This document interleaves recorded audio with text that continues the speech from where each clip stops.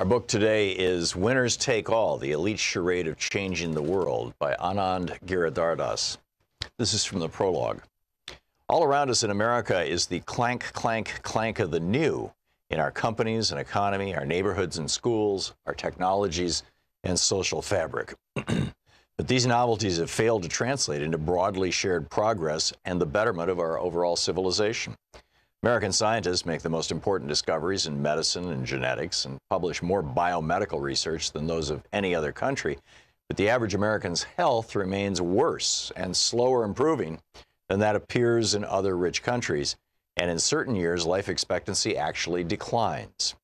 American inventors create astonishing new ways to learn thanks to the power of video and the internet, many of them free of charge, but the average 12th grader tests more poorly in reading today than in 1992. The country has had a culinary renaissance, as one publication put it, one farmer's market and Whole Foods at a time, but it has failed to improve the nutrition of most people, with the incidence of obesity and related conditions rising over time. The tools for becoming an entrepreneur appear to be more accessible than ever for the student who learns coding online or the Uber driver, but the share of young people who own a business has fallen by 2/3 since the 1980s. America has birthed a wildly successful online book superstore called Amazon, and another company, Google, has scanned more than 25 million books for public use, but illiteracy has remained stubbornly in place, and the fraction of Americans who read at least one work of literature a year has dropped by almost a quarter in recent decades. The government has more data at its disposal and more ways of talking and listening to citizens, but only 1/4 as many people find it trustworthy as in the tempestuous 1960s. A successful society is a progress machine. It takes in the raw material innovation and produces broad human advancement. America's machine is broken. When the fruits of change have fallen on the United States in recent decades, the very fortunate have basketed almost all of them. For instance, the average pre-tax income of the top 10th of Americans has doubled since 1980. That of the top 1% has more than tripled, and that of the top 0.001% has risen more than sevenfold, even as the average pre-tax income of the bottom half of Americans has stayed almost precisely the same. These familiar figures amount to 3.5 decades worth of wondrous head-spinning change with zero impact on the average pay of 117 million Americans. Meanwhile, the opportunity to get ahead has been transformed from a shared reality to a prerequisite of already being ahead. Among Americans born in 1940, those raised at the top of the middle class and the bottom of the lower middle class shared a roughly 90% chance of realizing the so-called American dream of ending up better off than their parents. Among Americans born in 1984 and maturing into adulthood today, the new reality is split screen. Those raised near the top of the income ladder now have a 70% chance of realizing the dream. Meanwhile, those close to the bottom, more in need of elevation, have a 35% chance of climbing above their parents' station. And it's not only progress and money that the fortunate monopolize. Rich American men, who tend to live longer than the average citizens of any other country, now live 15 years longer than poor American men, who endure only as long as men in Sudan and Pakistan. Thus, many millions of Americans on the left and right feel one thing in common, that the game is rigged against people like them. Perhaps this is why we hear constant condemnation of the system, for it is the system that people expect to turn fortuitous developments into societal progress. Instead, that system in America and around the world has been organized to siphon the gains from innovation upward, such that the fortunes of the world's billionaires now grow at more than double the pace of everyone else's, and the top 10% of humanity have come to hold 90% of the planet's wealth. It's no wonder that the American voting public, like other publics around the world, has turned more resentful and suspicious in recent years, embracing populist movements on the left and the right, bringing socialism and nationalism into the center of political life in a way that once seemed unthinkable, and succumbing to all manner of conspiracy theories and fake news. There is a spreading recognition on both sides of the ideological divide that the system is broken and has to change. Some elites, faced with this kind of gathering anger, have hidden behind walls and gates on landed estates, emerging only to try to seize even greater political power to protect themselves against the mob. But in recent years, a great many fortunate people have also tried something else, something both laughable and self-serving. They've tried to help by taking ownership of the problem. All around us, the winners in our highly inequitable status quo declare themselves partisans of change. They know the problem, and they want to be part of the solution. Actually, they want to lead the search for solutions. They believe that their solutions deserve to be at the forefront of social change. They may join or support movements initiated by ordinary people looking to fix aspects of our society, but more often these elites start initiatives of their own, taking on social change as though it were just another stock in their portfolio or another corporation to restructure. The book, Winners Take All, by Anand Giridharadas. There was a new poll out from Public Affairs Council and Morning Consult.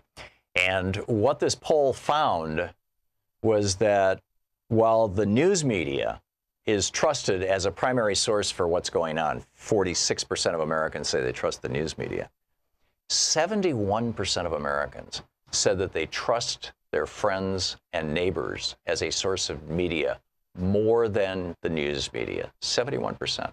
Now, what that means is that you, as a Free Speech TV viewer, are well informed on what's going on, far more so than the average person. So you have an opportunity now to be the news source for your friends, your neighbors, your family, whether it's on Facebook or talking to people at the store or your next door neighbors or whatever it may be. And you have an opportunity to let them know about this great news source here, Free Speech TV. Tell them how they can find it. You can go to freespeech.org. You can find all the places where people can watch Free Speech TV. Thank you. Want to connect with the show online? You can find the Thom Hartmann Program on Facebook, Twitter, and Instagram.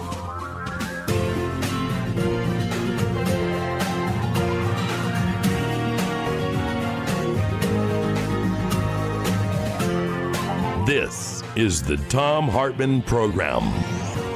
Greetings, my friends, patriots, lovers of democracy, truth, and justice, believers in peace, freedom, and the American way. Thom Hartmann here with you. We are apparently we have a stage 2 fascism problem. This, according to historian Robert Paxton, he's not a lefty or a righty. He's a historian. And he says the Metropolitan Republican Club's decision to invite the far-right Proud Boys to an event last week has crossed a dangerous line that puts America one step closer to embracing fascism. He said skinheads, for example, have become the functional equivalent of Hitler's SA and Mussolini's squadristi. And he said if important elements of the conservative elite begin to cultivate or even tolerate them as weapons against some internal enemies, such as immigrants or liberals, we are approaching stage 2 of fascism. The founder of the Proud Boys he went to New York and acted out the assassination back in 1960 of the leader of the Japanese Socialist Party. He was doing a political debate on TV, and this young man came up and stabbed him and killed him on live television.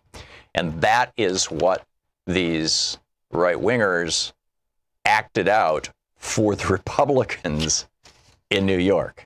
Something weird going on here. Is it time to admit that we have a serious right-wing, death cult problem in the United States? You know, whether it's Heather Heyer being murdered in Charlottesville during a right-wing march, or whether it's Dylan Roof murdering a number of people in the school. I mean, this goes all the way back to Tim McVeigh. Left-wing violence has pretty much not happened in the United States since the Weather Underground went away in 69, 70, 71. But right-wing violence is exploding, literally hundreds of examples of it over the last 20 years. On the line with us is Dave Workman. He is the senior editor of the Second Amendment Foundation. SAF.org is the website. And you can tweet him at, is that HandGN? What? I can't quite read this. Dave, what's your Twitter handle? It's HANDGNR. GNR. What's GNR? Well, check it out for a second, Tom. Hand gunner? Okay, I got now it. You're cooking. Okay, so Dave, what am I missing here? Well, I think you're missing a lot. Frankly, I was listening to your comments about how left-wing violence has been non-existent. Apparently, you haven't been paying attention to what's going on in Portland, Oregon. You're talking about the left-winger who got his skull fractured? No, I'm talking about the way that the Antifa people seem to take over the streets. You're talking about the Proud Boys who had a sniper position. This was just revealed yesterday. It wasn't actually, it was the Patriot Prayer Group, the other right-wing hate group here in Portland. They literally were setting up a sniper position on the top of the carport. I don't remember any left-wingers doing that. I don't know that that's actually accurate. It's in the news you're today. You're talking about something that I'm not aware of. Our chief of police, Ted Wheeler, was talking about it yesterday. Our mayor. Into a confrontation, and that's not going to end well for anybody. It doesn't matter whose politics we're talking about. And if you want to pursue this, it looks to me as though the extremes on both sides seem to be dominating the news and dominating the conversation. The extremes on the right, though, seem to be killing people. Over 100. We have, Dave, we have, over 150 murders. We have more people, according to the FBI, and I just printed this out. I don't have it in front of me, but according to the FBI, now this is back in 2000, I think it was 2012. The FBI report indicated that roughly twice as many Americans have been murdered by right-wing assassins, essentially, by right-wingers, since 1990. Roughly twice as many, if you exclude 9/11, than have been murdered by Muslims or any other kind of terrorist. The major form of terrorism happening in the United States is right-wing terrorism, whether it's the 2018 murder of Blaise Berman, the 2018 murder of Michonne Cooper Williams, the 2017 University of Maryland stabbing, the 2017 car attack, that killed Heather Heyer, the 2017 Portland train attack, the 2017 stabbing of Timothy Kaufman. I mean, I've got a list here. It would take me an hour to read the damn list. These are all right-wingers, many of them using guns, by the way. We have, we are 5% of the world, 4% of the world's population. We got 50% of the world's civilian guns in civilian hands, which, of course, exacerbates the situation. What do you think we should do about this? If somebody commits a crime with a firearm, I don't care where they are politically, they ought to be prosecuted for that. Well, there's a consensus about that, and that's what we do. All these people that have been allegedly assassinated by right-wing extremists. Let's talk about all the people that get killed in Chicago every year. These are not political killings, A, and B. A, those are not political killings, which is what we're talking about. So you can throw out straw men all day long, but it's not going to work. And B, the actual murder rate in Chicago, the violence is actually down.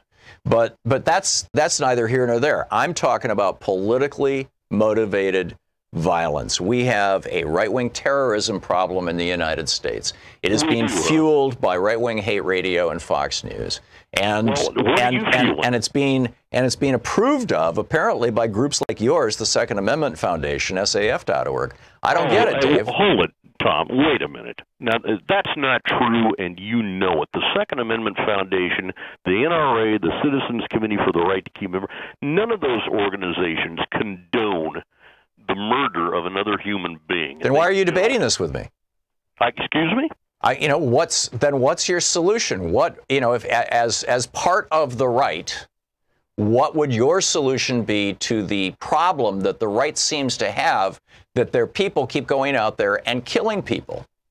Well, I'm not part of the right. I'm a journalist. I just cover this stuff, Tom. You want a solution? I provided you one early on. Prosecute people who commit crimes. We're not doing that. Every one of these people that I just listed, who is engaged in violence on behalf of a right-wing political cause, was, to the best of my knowledge, prosecuted. I don't see that as an issue, so we're doing that. No, that is an issue. What you seem to be intent on blaming a whole bunch of people out there for the crimes committed by a handful of nuts. Yeah, what I'm saying is that when you have, essentially violent rhetoric, when you have othering rhetoric, when you have, somebody like Donald Trump running around saying that Barack Obama couldn't be a U.S. citizen because he's black, essentially. Well, you mean he like wasn't Maxine born in the Waters United telling States. her people at a rally to go out and harass members of the Trump administration?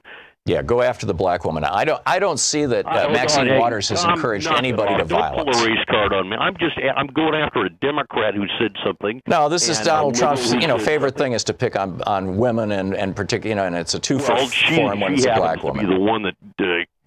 Maxine Waters is not stirring up left-wing violence. Nobody has stabbed anybody or shot anybody or put snipers on a roof because of anything that Maxine Waters did or say. This is not about Maxine Waters. I'm just, asking out loud, Dave, is there any way that we could agree that there's or is this just intrinsic? Is this just the nature of right-wing ideology, that it is essentially authoritarian and paternalistic or patriarchal, and as a consequence of that, violence typically comes along with it? Is that the deal? No, I don't think so. Then why is it happening? You think it is doesn't make it true. Well, I'm asking you, why is it happening? Because if we could figure out why it's happening, we could do something about it. Why do you think it's happening? I think it's happening because right-wing ideology tends to be authoritarian. It tends to be top-down. It tends to be, Heil Hitler. It tends to be Sir, yes, sir. And that kind of an ideology typically justifies violence far more easily than left-wing ideology. I'm forgetting his name, the professor from Berkeley. He said basically that the conservative meme of how society should be structured is as an authoritarian family with a strict father, whereas the liberal meme of how society should be structured is as a family that functions, cooperatively and collaboratively. And I see that difference in the politics. I see that difference in the behavior, and it concerns me that strong father figure means, he's got a gun, he's willing to kill somebody. Well, you mentioned the Heil Hitler. Hitler was he started the Nazi Party. I get the National Socialist Party. That's hardly right wing, and I'm astounded. You don't think that the Nazis were the right wingers of their day, or for that matter, that they're the right wingers of today? I mean, they're rising again in Germany. They call themselves the right, the alt-right, and the far right. Well, they can call themselves whatever they want to. It's certainly not the behavior pattern that they seem to be exhibiting. And again, I bring you back to Portland, Oregon. The news footage that I've seen are these masked hooligans running people, trying to keep them from driving down the street, accosting them, terrorizing them, if you want to use that term. I don't see. Well, what's the appropriate response then to the threat of violence? Well, the appropriate response in a civilized society is to either arrest these people, and of course, if the police aren't there, you have to defend yourself, I suppose. Yeah. Are you against self-defense? No, I'm not. I am concerned that we, as a talk show host, I'm also concerned. The only talk show host in America who has been assassinated in my lifetime was Dave. I think his name was Dave Berg. Alan Berg, that's right. That. Alan Berg out of Colorado. Yeah, Alan Berg, back in the 70s, and he was killed by a couple of skinheads because he'd been going off on the radio about right-wing violence, and so they came in and waited for him. When he walked out of the studio, they shot him. And were they arrested and prosecuted? They were, but that's a little late for Alan Berg. Well, I know that, but say you're out walking to your car or walking to the bus stop or however you get around, and you're accosted by a bunch of people wearing masks. What are you going to do? Yeah, it's a good question. It's a very good question, and I don't even want to get into exploring that with regard to me personally. Thank you very much. You don't. And I'm assuming you didn't mean that as a threat. No, absolutely not. I'm just it's a question that I have to ask a lot of people, and Sure. people ask me, "What are you going to do?" Well, I don't know. Yeah, I'm guessing your answer is carry a concealed weapon. Dave Workman, the Second Amendment Foundation, SAF.org is the website, and the Twitter handle is handgnr. Hey, Dave, thank you so much for being with us. You're welcome. We'll be back. This is the Thom Hartmann Program. So is this fascism, or am I being alarmist? Do we have a right-wing violence problem in this country? What should we do about it if we do?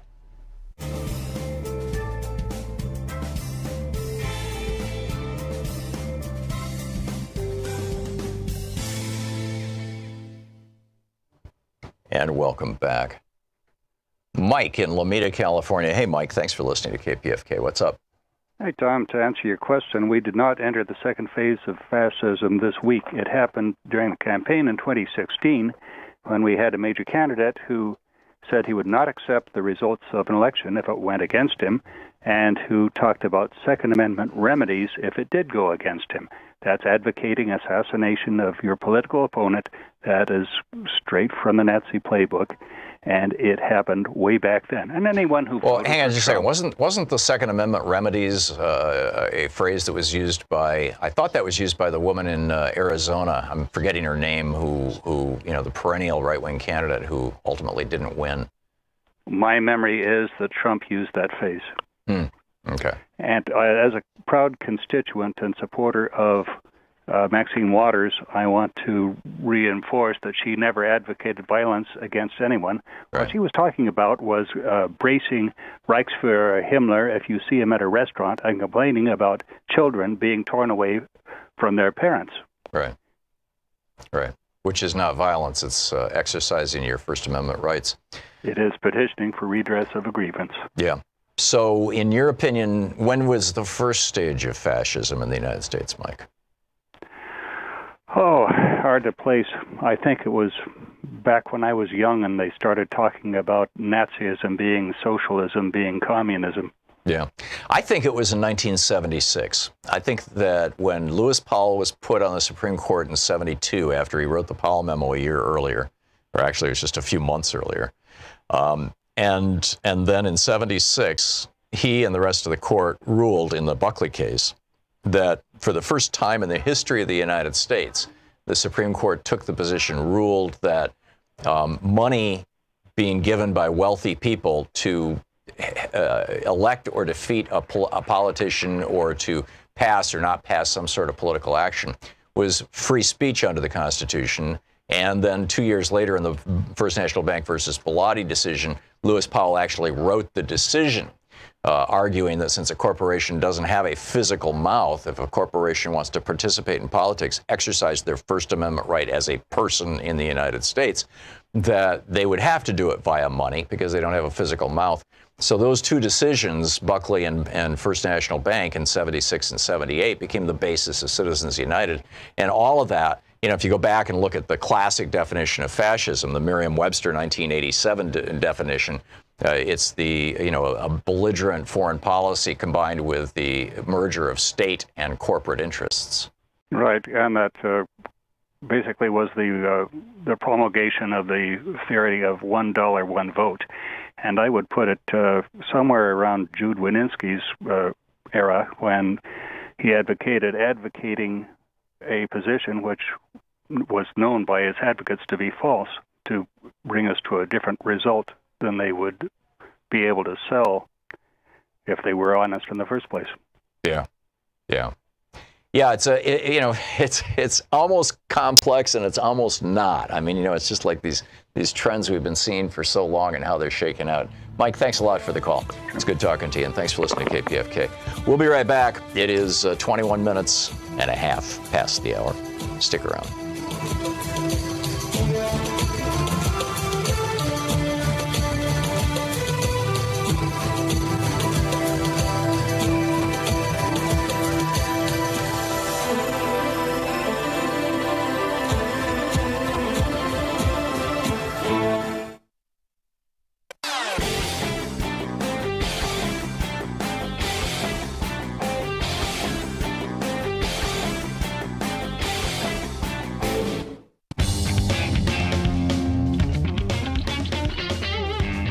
Welcome back. This from Muggsy Rap Sheet.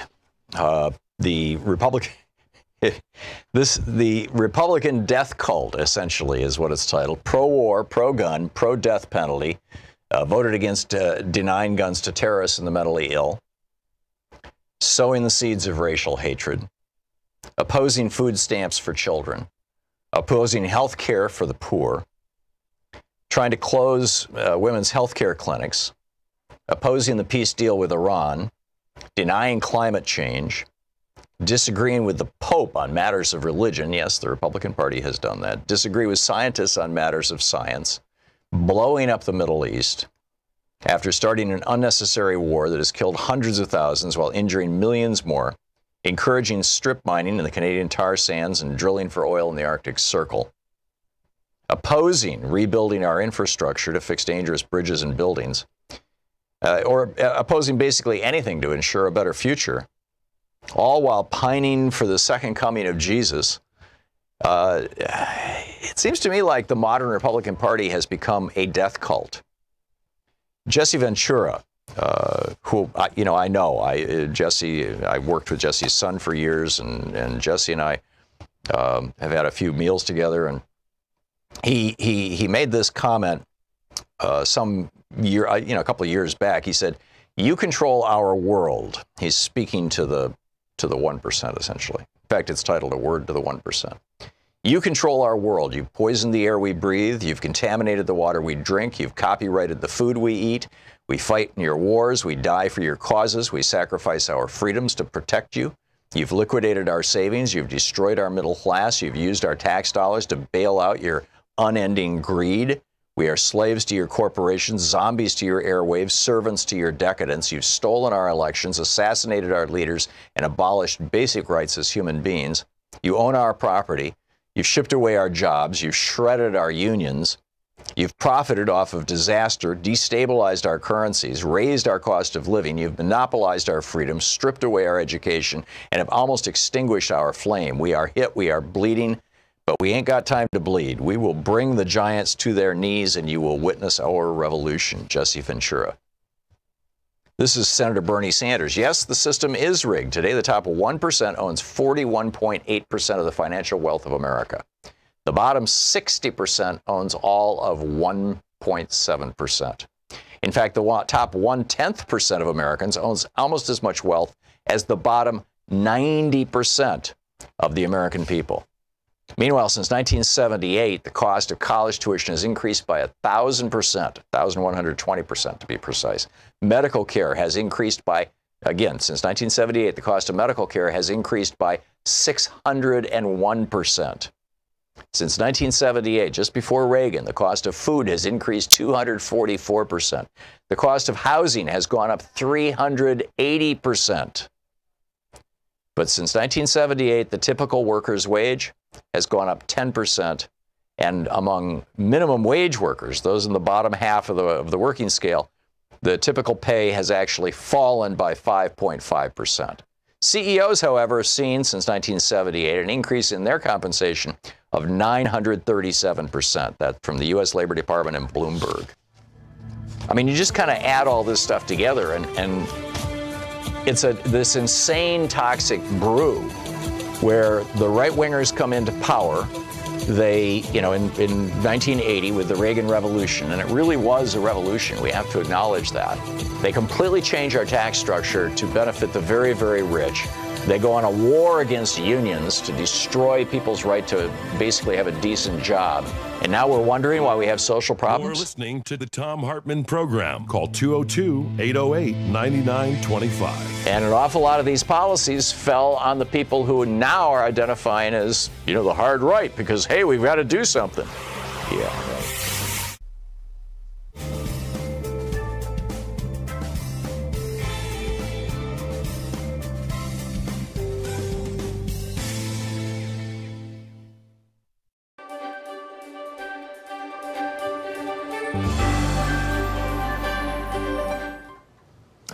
Today we're reading on Thom Hartmann University Book Club from How to Stop Worrying and Start Living, Time-Tested Methods for Conquering Worry by Dale Carnegie, perhaps an appropriate book in the era of Trump.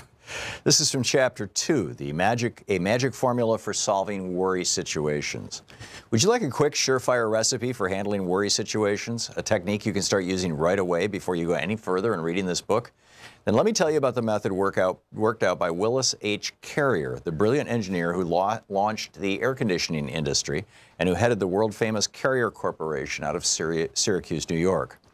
It is one of the best techniques I've ever heard of for solving worry problems, and I got it from Mr. Carrier personally when we were having lunch together one day at the Engineers Club in New York. When I was a young man, Mr. Carrier said, I worked for the Buffalo Forge Company in Buffalo, New York. I was handed the assignment of installing a gas cleaning device in the plant of the Pittsburgh Plate Glass Company at Crystal City, Missouri, a plant costing millions of dollars. The purpose of this installation was to remove the impurities from the gas so it could be burned without injuring the engines. This method of cleaning gas was new. It had been tried only once before and under different conditions. In my work at Crystal City, Missouri, unforeseen difficulties arose. It worked after a fashion, but not well enough to meet the guarantee we had made. I was stunned by my failure. It was almost as if someone had struck me a blow on the head. My stomach, my insides began to twist and turn. For a while, I was so worried I couldn't sleep. Finally, common sense reminded me that worry wasn't getting me anywhere. So I figured out a way to handle my problem without worrying. It worked superbly. I've been using the same anti-worry technique for more than 30 years. It is simple. Anyone can use it. It consists of 3 steps. Step 1. I analyzed the situation fearlessly and honestly and figured out what was the worst that could possibly happen as a result of this failure. No one was going to jail me or shoot me, that was certain. True, there was also a chance that I could lose my job, and there was also a chance that my employers would have to remove the machinery and lose the $20,000 we had invested. Step 2. After figuring out what was the worst that could possibly happen, I reconciled myself to accepting it, if necessary. I said to myself, this failure will be a blow to my record and it might possibly mean the loss of my job. But if it does, I can always get another position. Conditions could be much worse, and as far as my employers are concerned, well, they realize that we're experimenting with a new method of cleaning gas, and if this experience costs them $20,000, they can stand it. They can charge it up to research, for it is an experiment. After discovering the worst that could possibly happen and reconciling myself to accepting it, if necessary, an extremely important thing happened. I immediately relaxed and felt a sense of peace that I hadn't experienced in days. Step 3. From that time on, I calmly devoted my time and energy to trying to improve upon the worst which I had already accepted mentally. I now tried to figure out ways and means by which I might reduce the loss of $20,000 that we faced. I made several steps and finally figured out that if we spent another $5,000 for additional equipment, our problem would be solved. We did this, and instead of the firm losing $20,000, we made $15,000. I probably would never have been able to do this if I had kept on worrying, because one of the worst features about worrying is that it destroys the mind's ability to concentrate. When we worry, our minds jump here and there and everywhere, and we lose all power of decision. However, when we force ourselves to face the worst and accept it mentally, we then eliminate all these vague imaginings and put ourselves in a position where we are able to concentrate on our problem in the here and now. This incident that I have related occurred many years ago. It worked so superbly that I've been using it ever since, and as a result, my life has been almost completely free from worry. End of quote. Now, why is Willis H. Carrier's magic formula so valuable and so practical, psychologically speaking? Because it yanks us down out of the great gray clouds in which we fumble around when we are blinded by worry. It plants our feet good and solid on the earth. We know where we stand, and if we can't have solid ground under us, how in creation can we ever hope to think anything through? Professor William James, the father of applied psychology, has been dead since 1910, but if he were alive today and could hear this formula for facing the worst, he would heartily approve. How do I know? Because he told his own students, quote, "Be willing to have it so. Be willing to have it so," he said, because acceptance of what has happened is the first step in overcoming the consequences of any misfortune, end quote. The same idea is expressed by Lin Yutang in his widely read book, The Importance of Living. True peace of mind, says this Chinese philosopher, comes from accepting the worst. Psychologically, I think it means the release of energy. That's it exactly. Psychologically, it means a new release of energy. When we have accepted the worst, we have nothing more to lose. And that automatically means we have everything to gain. After facing the worst, Willis H. Carrier reported, I immediately relaxed and felt a sense of peace I hadn't experienced in days. From that time on, I was able to think. Makes sense, doesn't it? Yet millions of people have wrecked their lives in angry turmoil because they refuse to accept the worst, refuse to improve upon it, refuse to salvage what they could from the wreck. Instead of trying to reconstruct their fortunes, they engaged in a bitter and violent contest of experience and ended up victims of that brooding fixation known as melancholia. Would you like to see how someone else adopted Willis H. Carrier's magic formula and applied it to his own problem? Well, here's one example from a New York oil dealer who was a student in my classes. I was being blackmailed, the student began. I didn't believe it was possible. I didn't believe it could happen outside the movies, but I was actually being blackmailed. And, he goes on with the story. It's a fascinating one. How to Stop Worrying and Start Living by Dale Carnegie. Want to connect with the show online? You can find the Thom Hartmann Program on Facebook, Twitter, and Instagram.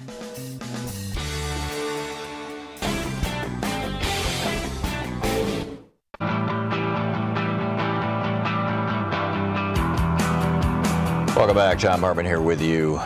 Boy, there is so much going on. There's this incredible tweet. I just printed it. I don't know, maybe our printer has croaked. This is Donald Trump tweeted, "Federal judge throws out Stormy Daniels' lawsuit versus Trump. Trump is entitled full legal fees." This is what Trump tweeted. He at Fox News, "Great. Now I can go after Horseface and her third-rate lawyer in the great state of Texas. She will confirm the letter she signed. She knows nothing about me. A total con." This is what Donald Trump said. Tweeted this morning. He called Stormy Daniels Horseface. So she replies, "Ladies and gentlemen, may I present your president. In addition to his shortcomings, he has demonstrated his incompetence, his hatred of women, and his lack of self-control on Twitter again. And perhaps a penchant for bestiality. Game on, Tiny." Yeah, game on, Tiny. What do you think? Jared in Downingtown, Pennsylvania. Hey, Jared, what's on your mind today? So, Tom, I want to talk about the subject of fascism. Mm-hmm. I would say that, especially in the United States, the concept of fascism in the United States has, I would say, for the most part, we've always been a fascist country per se, in the sense of the extermination of Native Americans and the enslavement of African Americans. For those racial groups and categories, it was always a hard fascist state with no civil rights at all. In fact, I think there was Noam Chomsky who said if the U.S. Constitution was adopted today, the entire world would basically say it would be a return to Nazism and slavery. In fact, it would be horrific. I mean, the founders were very anti-democratic. That's why they put in the Supreme Court, Senate, gerrymandering, Electoral college. all that stuff. Yeah. Exactly, and they knew what they were doing when they set this all up. Don't act like they were, No, it was all about protecting, wealthy white men by and large. Exactly, the oligarchy. But I'm kind of haunted by I think it was 1940. I forget what year it was, but Henry Wallace. This was during World War II. I think it was 41, but it might have been 43 but whatever year it was. Henry Wallace wrote this op-ed for the New York Times, and they asked him, are there fascists in America? Who do we have to worry about? And it was while we were fighting Germany. And his reply was that, the American Nazis are not the people we have to worry about. They're he said the FBI has them under close watch. The people that we have to worry about are those who, basically the corporatists, the ones who claim patriotism, wrap themselves in the flag, and then just, want to peel away all the wealth in the country. And I need to find that op-ed and reread it one of these days on the air because it's such a good one. But Jared, your point is well taken. Thanks a lot for the call. Lewis in Salisbury, North Carolina, listening in our Pacific affiliate there. Hey, Lewis, what's up? Yeah, how you doing, Tom? Good. I was just listening to the caller, Dave, with the Second Amendment type. Oh, man, it seems to me that a lot of people, like they forgot that the KKK, the Klansmen, how they displayed their alt-right, when they went in this place of sanctuary and assassinated 9 parishioners. Yeah, we have a homegrown terrorist organization that is, the American version of ISIS. It's called the Klan. And then and now there's all these ancillary groups that, they don't call themselves the Klan, but they're still marching down the street in Charlottesville saying, "You will not replace me," with their tiki torches. Now, what happened to World War II when white America and black, but white America, with their allies, and defeated Hitler? And all of a sudden now, all that life that we lost defeating Hitler, America gonna allow neo-Nazis. And neo-Nazis really don't care about the color. They just care about the complexion of your skin, if it's white or you're a Jew. So that means that all white people, knowing that blacks got to worry about the Klansmen, but all white people have to worry about neo-Nazi because they don't care the color of your skin. If you're a white America, like all the shootings, if you look at the school shootings, all white kids got SWAT stickers all on the magazines, carrying the guns in, looking like, I don't know, something out of KGB, whatever the case may be, but the white people need to get together and find out why this shooting is going on. It's because they're allowing their children to be transformed into neo-Nazis and they're using SWAT stick. Have we ever heard anything about the Las Vegas guy shooting? Was he affiliated with neo-Nazi? Because my understanding, he had an opportunity to shoot up a concert of blacks, but he chose to shoot up a concert of country white people. Yeah, I don't know about that, but I do know it was reported in the media, it was reported in the news fairly non-controversially, so, it's pretty straightforward stuff, that he was a big consumer of right-wing conspiracy stuff and that he had a lot of those books in his house and all that kind of stuff. But they did not. But they didn't put that on the news. They would not. Now you get a lot of mass killing. They're going to hold that particular part out now because they know that once white America get the hang of what's going on, their children is in jeopardy, just like African American children is in jeopardy when we're dealing with the Klansmen or these alt-right skinheads. Yeah. Yep. Absolutely. Thank you, Lewis. Bill in Knifley, Kentucky, is that how it's said, Bill? Nifley. Okay, what's up? Yeah, appreciate. Listen, I got a quick comment. I just want to tie what you're saying today about the elites trying to destroy our country and our situation with what you said yesterday about them wanting us to live more so in the Gilded Age. I think you're being generous. I believe they want us to live more so in a feudalistic society, going back several hundred years. Yeah. No, I agree. And that's that. In fact, in my book, Screwed, I lay this whole thing out that basically what's going on here is neo-feudalism, a new form of feudalism. And, in the old feudalism, you were literally owned by the lord or the baron or the king or the prince or whoever happened to own the land that you lived on. They literally owned you right down to the point of deciding who could marry whom and, all your property. They owned your clothes. They owned absolutely everything. Now they don't need to exercise control at that level. Instead, we do it through things like debt and, raising the cost of housing, raising the cost of medicine, raising the cost of education while suppressing wages. And functionally, it's the same thing. You've got people who are living basically in terror of what, the wealthy people can do to them economically.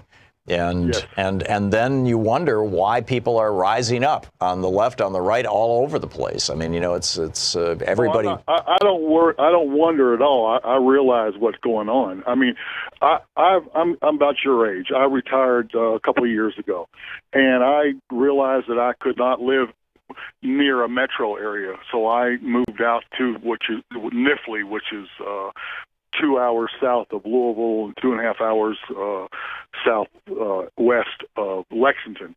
So I'm out in the country, and I bought land so I could grow my own crops and graze some animals. So because I don't believe that this country has much time left.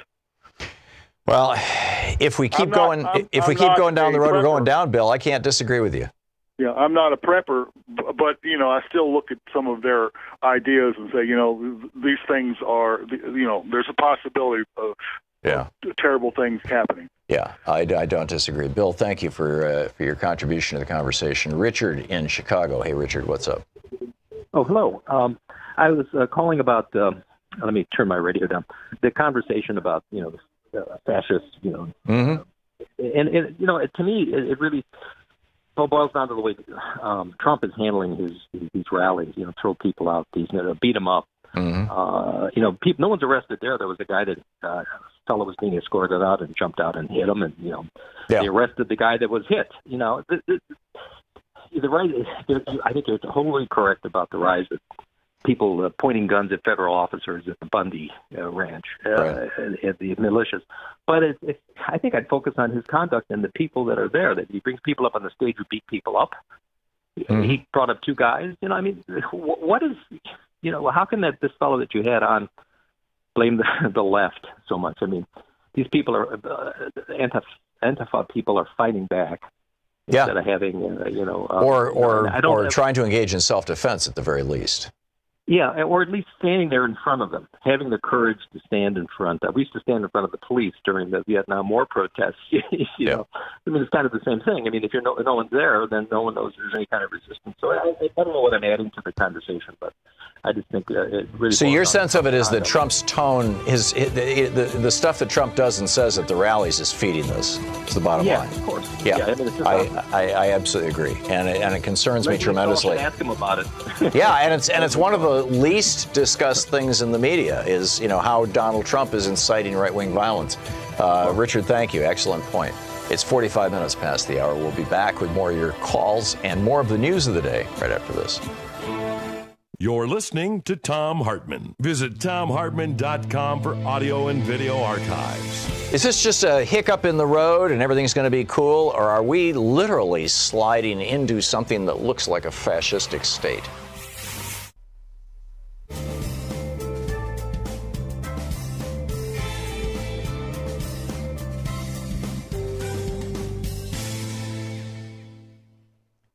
And welcome back.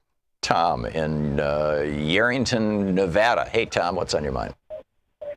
Well, first of all, I don't agree with either side. I think we got to meet in the middle because we're going to destroy this country if we can't work together. And as far as the Second Amendment, well, hang on just a second, there's Tom. a reason. Can we talk about that for a second, Tom? So if you were in New York when these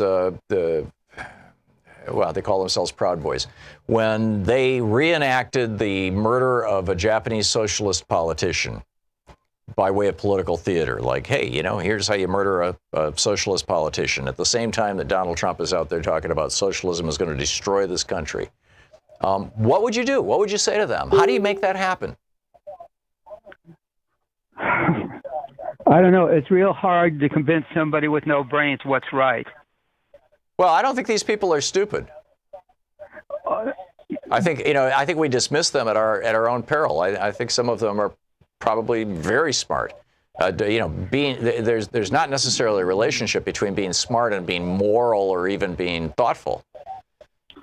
Well, I guess that all my life I try to think about things and what's right and what's wrong and what's the best thing to do and what's going to profit me and what's going to profit my kids and what's going to profit my country and what's going to profit my city, county, and state. And I don't understand not thinking that way.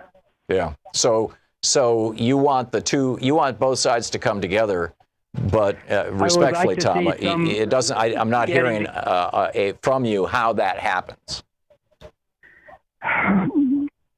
I'll tell you right now, I don't have an answer. I think that I don't have an answer either, but it is a goal to work towards, and we got to develop the answers. Yeah. We can't have our nation divided, and people in two camps. It's going to destroy us. Well, I think our nation's been divided for most of its history in various ways, and the problem that we have right now is that we've got a president and a political party following him who are using that division as a political tool. And that's when it gets really, really dangerous. Tom, we just have a minute to the break. You said you wanted to mention something about the Second Amendment? Yeah. I have a business, and I carry a concealed firearm when I'm carrying money. Sure. And I think that's my right. Yeah, it is. So I have no problem with that. To defend my money, yeah. To defend my property, that's part of the Constitution. I have the right to defend my property. Sure. That's not literally what the Second Amendment says or why it was written, but you do have that right. And yeah. You know, most states it was written to defend to fight our government, to keep our government in line is why it was written. No, it definitely was not. There was not even a discussion of that at the Constitutional Convention. You can go back and read James Madison's notes. The main debate around the Second Amendment was that it originally said in order to maintain the status of a free country or the security of a free country. In other words, it's to keep from our country from going offline and being able. No, respectfully, no. That originally said free country. Patrick Henry, who was the largest slaveholder in the state of Virginia, objected because he was afraid that a national militia could demobilize the slave patrol in Virginia, which was the Virginia militia. It was also known as the slave patrol. The same was true in the state of Georgia. And so in order to satisfy Patrick Henry, James Madison changed the language to provide for the security of a free state. Tom, thanks for the call.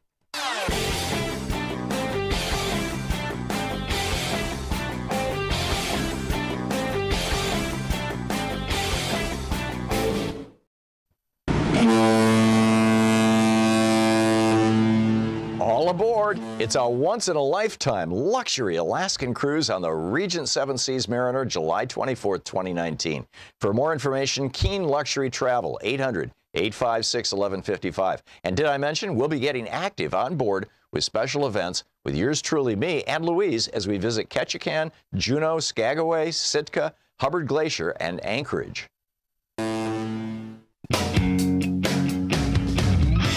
Welcome back. 10 minutes before the hour. Warren in Seattle. Hey, Warren, what's on your mind? Yeah, Tom, I really appreciate your show. I watch it a lot. I watch Democracy Now! I'm a left-wing guy. I vote for Democrats. I hear a but coming. Yes. I just wanted to bring up another issue that's kind of unique to me. When I was 20 years old, I was brutally beaten by two guys. And when I successfully sued them, later in 1974, I got a gun permit to protect myself because they threatened me. And well, that's why we have concealed weapon permits, and I have no objection to the state issuing a license to carry a concealed weapon to people who have passed some sort of reasonable and relatively rigorous background check. I got no problem with that, Warren. Okay, well, and then later, I don't think anybody has a problem with that. The problem that we have is that we're awash in guns. We have half the world's civilian guns in this country. We're 4% of the world's population, and we have the highest rate of gun violence in the world. And it has nothing to do with concealed carry permits. It has to do with the fact that in most states, actually in every state now, I believe, you can walk into a gun show and buy a gun with no, if it's considered a quote private transaction, there's no background check, there's no waiting period, there's no nothing, and we allow weapons of war to be carried on the streets of America, and no other civilized country does that. Which is crazy, and I support getting rid of assault weapons and background checks. Yeah, just some rational gun control stuff. I mean, we had this for 10 years, and George W. Bush and the Republicans in 2005, when the assault weapons ban expired, and it had actually measurably reduced gun violence in the United States, they said, what the hell, we don't need to renew that. And all of a sudden, well, not all of a sudden, but now we're seeing more and more of these, particularly school shootings and mass murders that are being done with with these kinds of weapons. So. Yeah, Warren, thank you for the call. I get it. But some people need to carry a concealed weapon. That's not the issue here. Don in Shoreline, Washington. Don, what's up? Yeah, I've done a little historical research, and my lifetime, and I believe that fascism originated in the Roman Republic of the Roman Empire. Sure, that's that's why Mussolini used the fasce as the logo, the bundle of sticks with a rope around it and an axe sticking out of the top of it, because that was the symbol of Roman power. Yeah, so I guess you could say in a way that Republicans are fascists and fascists are Republicans. Well, it's increasingly looking that way, and that's a big concern. Don, thank you. Well said. Tomas in Rockford, Illinois. Hey, Tomas, what's up? Hey, what's up? To me, what I see the way things are going is they're going to turn, the Republicans are going to turn, and the oligarchs are going to turn this country into a third world country. And to me, the division that's going on, the Republican voters, the Republican people, I don't think they're the problem. The problem is the Republican politicians. Yeah, well, at a certain level, Tomas, we all, depending on the metric you're using, we're already a third world country. We have, 17% of us live in poverty. More than 50% of us can't sustain a $1,000 expense. In fact, more than 60% of us can't sustain a $1,000 expense. We've got a infant mortality rate and a maternal mortality rate. Women dying in childbirth and pregnancy, and children dying in their first 2 years of life. Those two death rates are right up there with third world countries. We are at the very, very bottom of the 34 OECD countries. So, we're right on the edge of the transition from being a fully developed country to being a third world country. I just see things getting worse. And it's the Republicans and these oligarchs that are just making things worse. That's about all I got to say. Yeah, well, I think you said it well. And this multi-trillion-dollar transfer of wealth since 1980 and Reaganism, took place, has brought us this. Bill in Portland. Hey, Bill, what's up? Hi.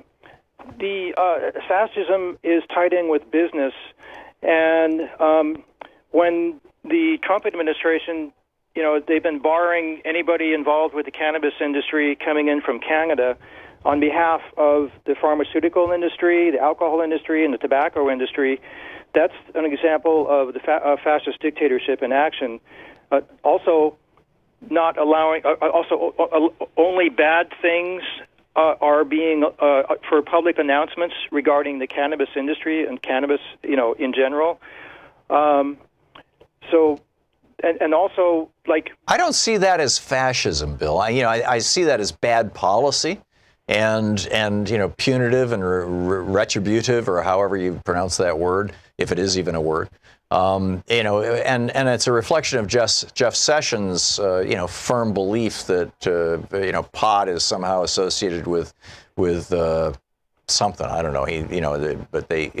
Whether he's trying to fight the old Nixon drug wars, which was basically just an excuse to go after, to use Haldeman's phrase, hippies and blacks, or whether it is some deeply held belief that the pot really is a gateway drug, but he's wrong. I see that just as bad policy. The whole drug war has been promoted by the pharmaceutical industry, through and it goes back to. Well, you go back to the 20s, and the alcohol industry was in on it too. Yeah, and all the donations to legislations, against cannabis legalization and so forth, comes from the alcohol and pharmaceutical industries. But when Trump was in the UK also talking about fake news,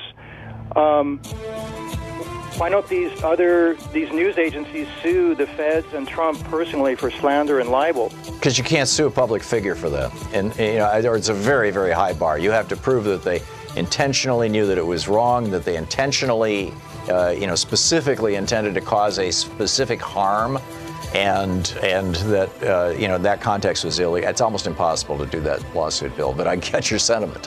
Thanks for the call. You're listening to Thom Hartmann.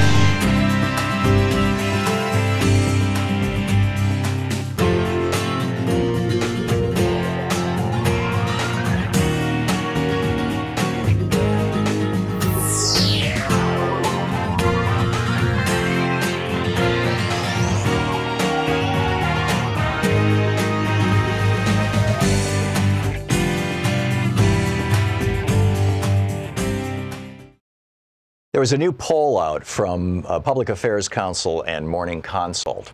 And what this poll found was that while the news media is trusted as a primary source for what's going on, 46% of Americans say they trust the news media, 71% of Americans said that they trust their friends and neighbors as a source of media more than the news media, 71%. Now, what that means is that you, as a Free Speech TV viewer, are well informed on what's going on, far more so than the average person. So you have an opportunity now to be the news source for your friends, your neighbors, your family, whether it's on Facebook or talking to people at the store or your next door neighbors or whatever it may be. And you have an opportunity to let them know about this great news source here, Free Speech TV. Tell them how they can find it. You can go to freespeech.org. You can find all the places where people can watch Free Speech TV. Thank you.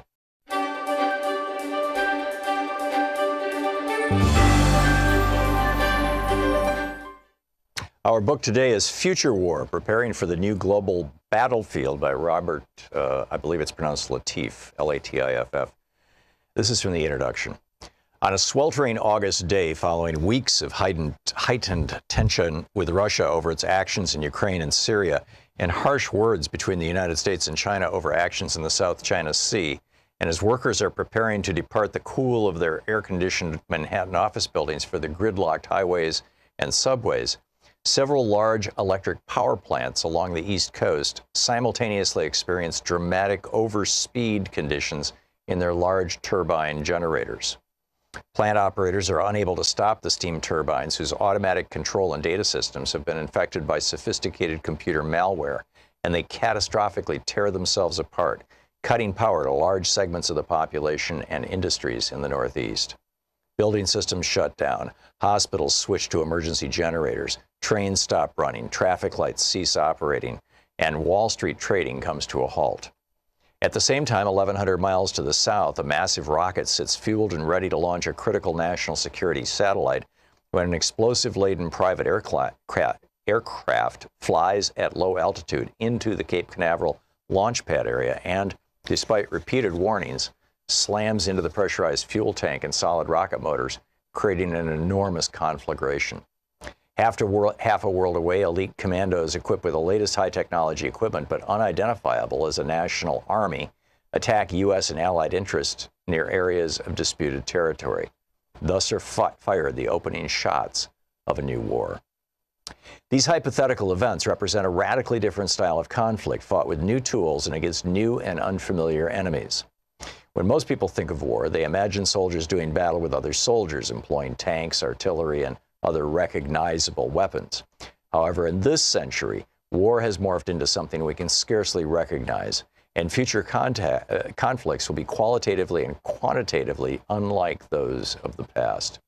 They will be fought using innovative and unusual weapons, many of which, because the technologies have both civilian and military uses, will be available to far more people who are far less skilled in their employment. The so-called democratization of technology has diminished the monopoly of advanced countries on the tools of war. 21st century armed conflicts often have no battlefield in the traditional sense. The concept of opposing armies clashing in deadly struggle but moderated by international conventions of behavior seems a thing of the past. In 1999, Chinese colonels Kuo Liang and Wang Shuangshui predicted that soldiers would increasingly be computer hackers, financiers, drug smugglers, and agents of private corporations rather than members of a military, and that their weapons would include not only airplanes, cannons, poison gas bombs, and biochemical agents, but also computer viruses, net browsers, and financial derivative tools. Their predictions were prescient. Yesterday's wars were, like World War II, about saving civilized nations from maniacal dictators, or like the conflicts in Vietnam and Korea, devoted to a clash of ideologies in the attempt to limit the spread of one hegemon over another. They were big affairs involving large military forces and enormous violence. Today's wars are more about cultural and religious hatreds, using violence as a means to change the hearts and minds of people, among whom the killing occurs with more frequency. Tomorrow's wars will be different still, fought largely for political dominance with stealth and cunning, targeting innocents and institutions, heavily dependent on information superiority and employing strange new weapons. While we have a highly motivated and well-trained and equipped armed forces that will adapt, we are not prepared as a nation to react well to the inevitably messy and ambiguous situations these new conflicts and weapons will present. We still have no clear idea of what constitutes an act of war in cyberspace now, nor of how we might respond to such an act. It is not enough for the military to be prepared. Neither the public nor its decision makers have yet fully comprehended the significance of the changes in the types of conflict and the tools with which they will be fought. Without question, there will be circumstances when decision makers will find it necessary, or at least think it necessary, to send soldiers into classic boots-on-the-ground combat situations. We will continue to project force with our powerful aircraft, our munitions, and our aircraft carrier strike groups. When war is fought in foreign lands, it could well be against other high-tech armies. However, war will increasingly be more personal and often fought closer to home. It will not lend itself to the traditional massive displays of U.S. firepower. It will affect individuals directly, not as some distant conflict we read about in newspapers or watch in the movies or on the internet. Americans will be targeted on U.S. soil, often, as we have seen in San Bernardino and Orlando, by homegrown terrorists. This form of war will be messy and complex, and it will not lend itself to easy, quick, soundbite solutions. It may not even be clear for a while who perpetrated the violence against us. Was it state-sponsored or a random act of terror? Will we unleash massive destruction on foreign countries in retaliation for attacks by terrorists residing on our own soil? If so, to what end and with what consequences? There are always consequences, whether they be the death or capture of our own troops, unnecessary civilian casualties, or the incitement of more violence. The book Future War by Robert Latif. Want to connect with the show online? You can find the Thom Hartmann Program on Facebook, Twitter, and Instagram.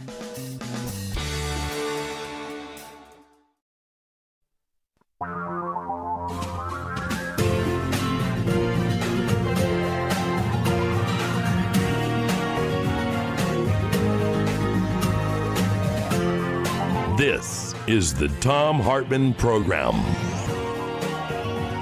There's a piece. Welcome back to the program. In the last hour, we had on the publisher of the Second Amendment Foundation, Dave. What's his name? I'm sorry, I don't have the one. Here we go. Dave Workman was his name. And, I was like, where's this right-wing violence coming from? According to the FBI, we've got twice as many people killed by right-wingers as we do by Muslims or any other group if you just, if you take 9/11 out of that equation, which I realize some people don't want to do, but, it really was a one-off. If you look at what's going on in America right now, this violence, here you had the Republican Party inviting these right-wing Proud Boys, these guys who like to start fistfights and whatnot, to New York for a Republican event where they acted out the 1960 murder of a socialist candidate who was running for Prime Minister of Japan. This guy jumped up on the stage and stabbed him to death on live television in 1960. And they acted this out for the Republicans. And this is pretty mind-boggling, right? And this whole, and then we've got this historian Robert Paxton saying that when the Republican Party, when a mainstream political party does outreach to hard right, violent people, that is stage 2 of fascism. We've already passed stage 1. And we're into stage 2, and that's pretty spooky stuff too. And then on top of this, we just learned yesterday, I believe it was, that back when the Patriot Prayer guys, Joy Gibson and friends here in Portland, were confronting the Antifa protesters down in downtown Portland, that they had a cache of loaded firearms at the top of a parking garage, and we're talking about a sniper and stuff. You add all this stuff up, and it's like, what the hell is going on in this country? And these guys are explicit in their support of Donald Trump. So anyhow, we had that debate in the last hour, and we've been talking about that. There are a couple other things though that I would like to talk about. Ed Young is writing in The Atlantic, in their science section, that in fewer than 130,000 years, we humans have sawed off the most evolutionarily distinct branches from our family tree. Now, if you think of evolution as kind of the opposite of entropy, entropy is where, things just, crumble into disorder and chaos over time. And evolution is where things become more sophisticated and elegant and detailed and complex over time. And the peak of evolution, you could argue, in other words, the most recent products of evolution, principally, are mammals. And what are we doing? We are killing mammals all over the world. I mean, just, wildly. This guy who killed an entire family of baboons is one of the stories that's out there right now.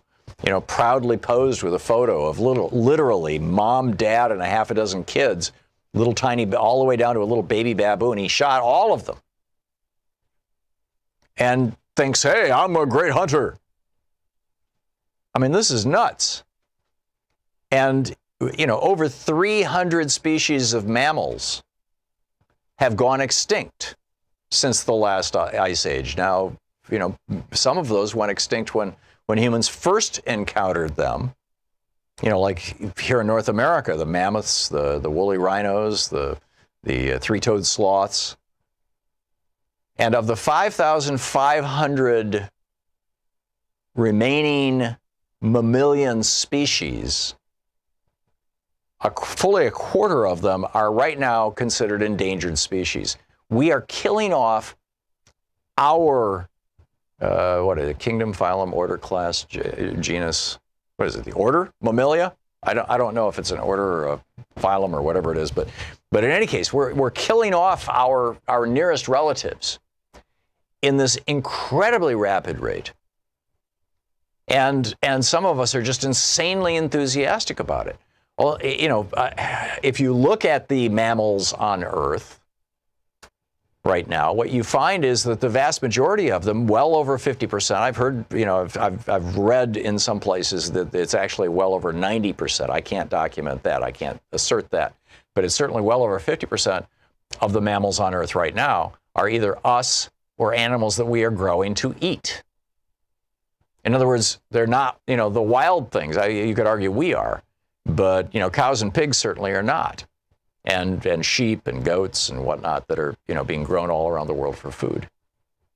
And this is another example of the incredible destruction we're wreaking on this planet at the same time that we are altering the atmosphere in ways that are going to be making life, progressively more and more hostile for all of us, essentially. And, this guy, his name is Blake Fisher. He says, I shot a whole family of baboons. This is what he said on his Instagram photo or Twitter photo or whatever it was of him squatting amid loose red dirt and rocks. Blake Fisher posed for the picture, a triumphant grin stretched across his face. Arranged in front of him, resembling a macabre family picture, are the bodies of 4 baboons. The smallest one's head is lolled back, its mouth slightly agape. Crimson blood stains its abdomen. Quiver of arrows is in the foreground. The photo landed Fisher, one of Idaho's, he's, by the way, a fish and game commissioner in Idaho, or he was. And because of this picture, they said, maybe you should resign. Which apparently he did. But, what have we come to? What kind of beings are we behaving like? And what does this say about us? What does this say about our future? What does this say about, where we've come from, where we're going, and what we can do on this planet? I mean, this is serious stuff. I would argue that the way that we're treating the other mammals on this planet, and frankly, birds and whatnot. And there was just a report last night. I'm sorry I don't have it in front of me. I caught it as I was reading the news about how, wow, thank you, about how in I believe it was a part of Australia, the insects are vanishing. Well, we've talked on this program a number of times. I mean, I keep getting calls from people, particularly long-haul truckers who listen to us on Sirius XM or, over the air on some of our larger stations, saying, 30 years ago, when I drove through these parts of the country during this time of the year, I had to stop every couple hours and clean my windshield from the bugs. In fact, gas stations used to have, I worked at a gas station as a teenager, and what did I do? I pumped gas, but what did you do when you pumped the gas? You squeegeed the guy's windshield. Why? Because there were dead bugs all over it. There's no more dead bugs. And as a consequence of that, the bugs that eat the bugs and the birds that eat the bugs are dying out. I mean, we're killing the planet. And we need to acknowledge this. And we need to acknowledge that we're doing it in part for some really bad reasons. I mean, eating enormous amounts of meat not only kills the planet, it's killing us. It's not healthy. But on top of that, you've got this mentality, which is literally biblical. But you find it in all the world's major religions, and because it's basically that the God or the gods created us to control everything. And so we're just taking charge, dominion over the planet. And that kind of psychology, that top-down hierarchical, we're the Lord gods of everything, and everything else is either food for us. That then translates into, this race is better than that race, or this nation is better than that nation, and therefore, because it's better, it has the right to control them. The same way that we have the right to control other mammals or go out and shoot families of baboons because we're smarter than them. If we don't start to acknowledge that we are part of the web of life on this planet, and I mean fundamentally acknowledge that, like start talking about it in kindergarten, that we are not separate from the web of life. We are a product of the web of life on this planet. And we are dismantling that web. We are dismantling life on this planet. And that's putting us at threat. And then we're using that same mentality to basically dominate other human beings violently, which is, of course, putting us at threat. We need to reboot somehow our religion, our religious perspectives, our morality, and our perspective on this stuff. We'll be right back. This is the Thom Hartmann Program. It's the True People's Media, the Thom Hartmann Program, 16 and a half minutes past the hour. We'll be right back.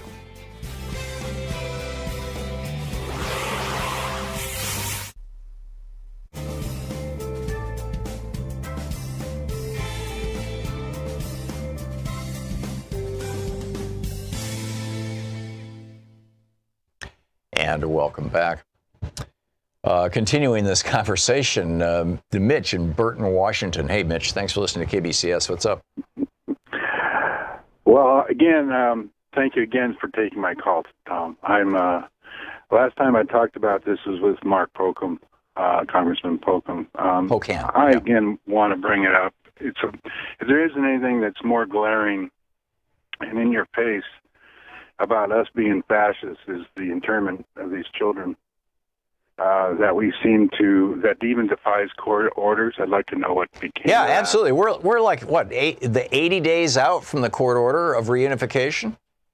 Yeah, this is crazy. I mean, I'm looking at the fact that if he is going to go against the law, what's stopping the rest of the people from going against the law? He's setting an example.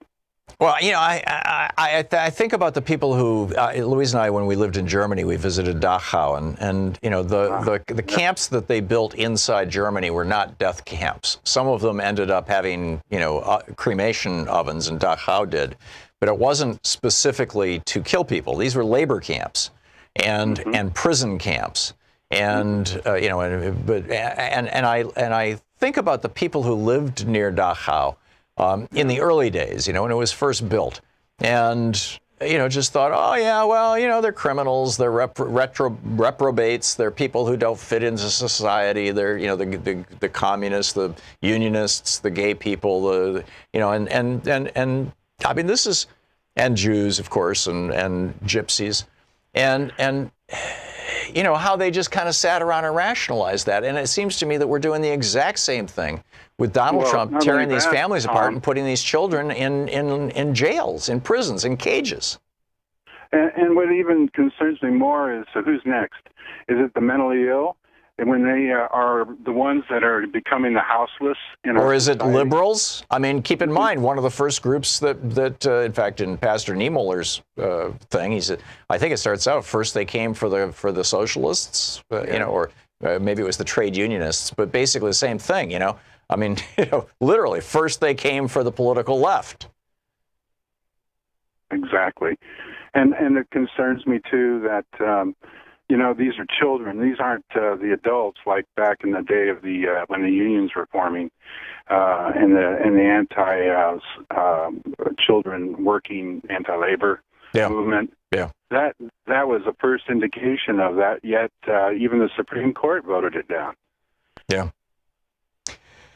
Yep. So we are our own worst enemy, Tom. We can be our own best friend, but we sometimes choose the dark side. Well, I think this is why we need to be, and I think it's, you know, I'm generally an optimist, and I try to be optimistic about things. It's my nature, actually, to be optimistic about things.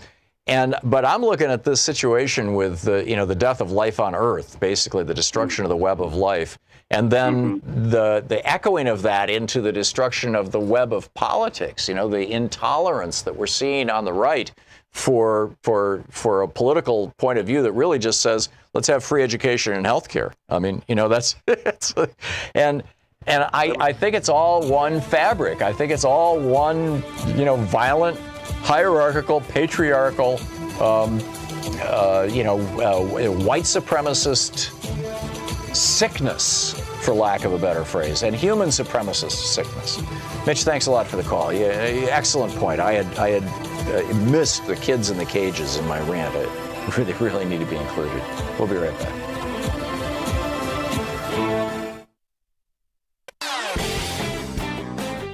There was a new poll out from Public Affairs Council and Morning Consult. And what this poll found was that while the news media is trusted as a primary source for what's going on, 46% of Americans say they trust the news media, 71% of Americans said that they trust their friends and neighbors as a source of media more than the news media, 71%. Now, what that means is that you, as a Free Speech TV viewer, are well informed on what's going on, far more so than the average person. So you have an opportunity now to be the news source for your friends, your neighbors, your family, whether it's on Facebook or talking to people at the store or your next door neighbors or whatever it may be. And you have an opportunity to let them know about this great news source here, Free Speech TV. Tell them how they can find it. You can go to freespeech.org. You can find all the places where people can watch Free Speech TV.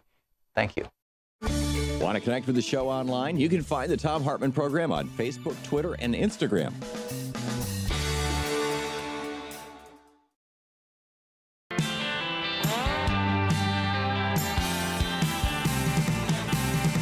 I present your president. In addition to his shortcomings, he has demonstrated his incompetence, hatred of women, and lack of self-control on Twitter. Again, she's responding to Trump's tweet where he calls Stormy Daniels horseface.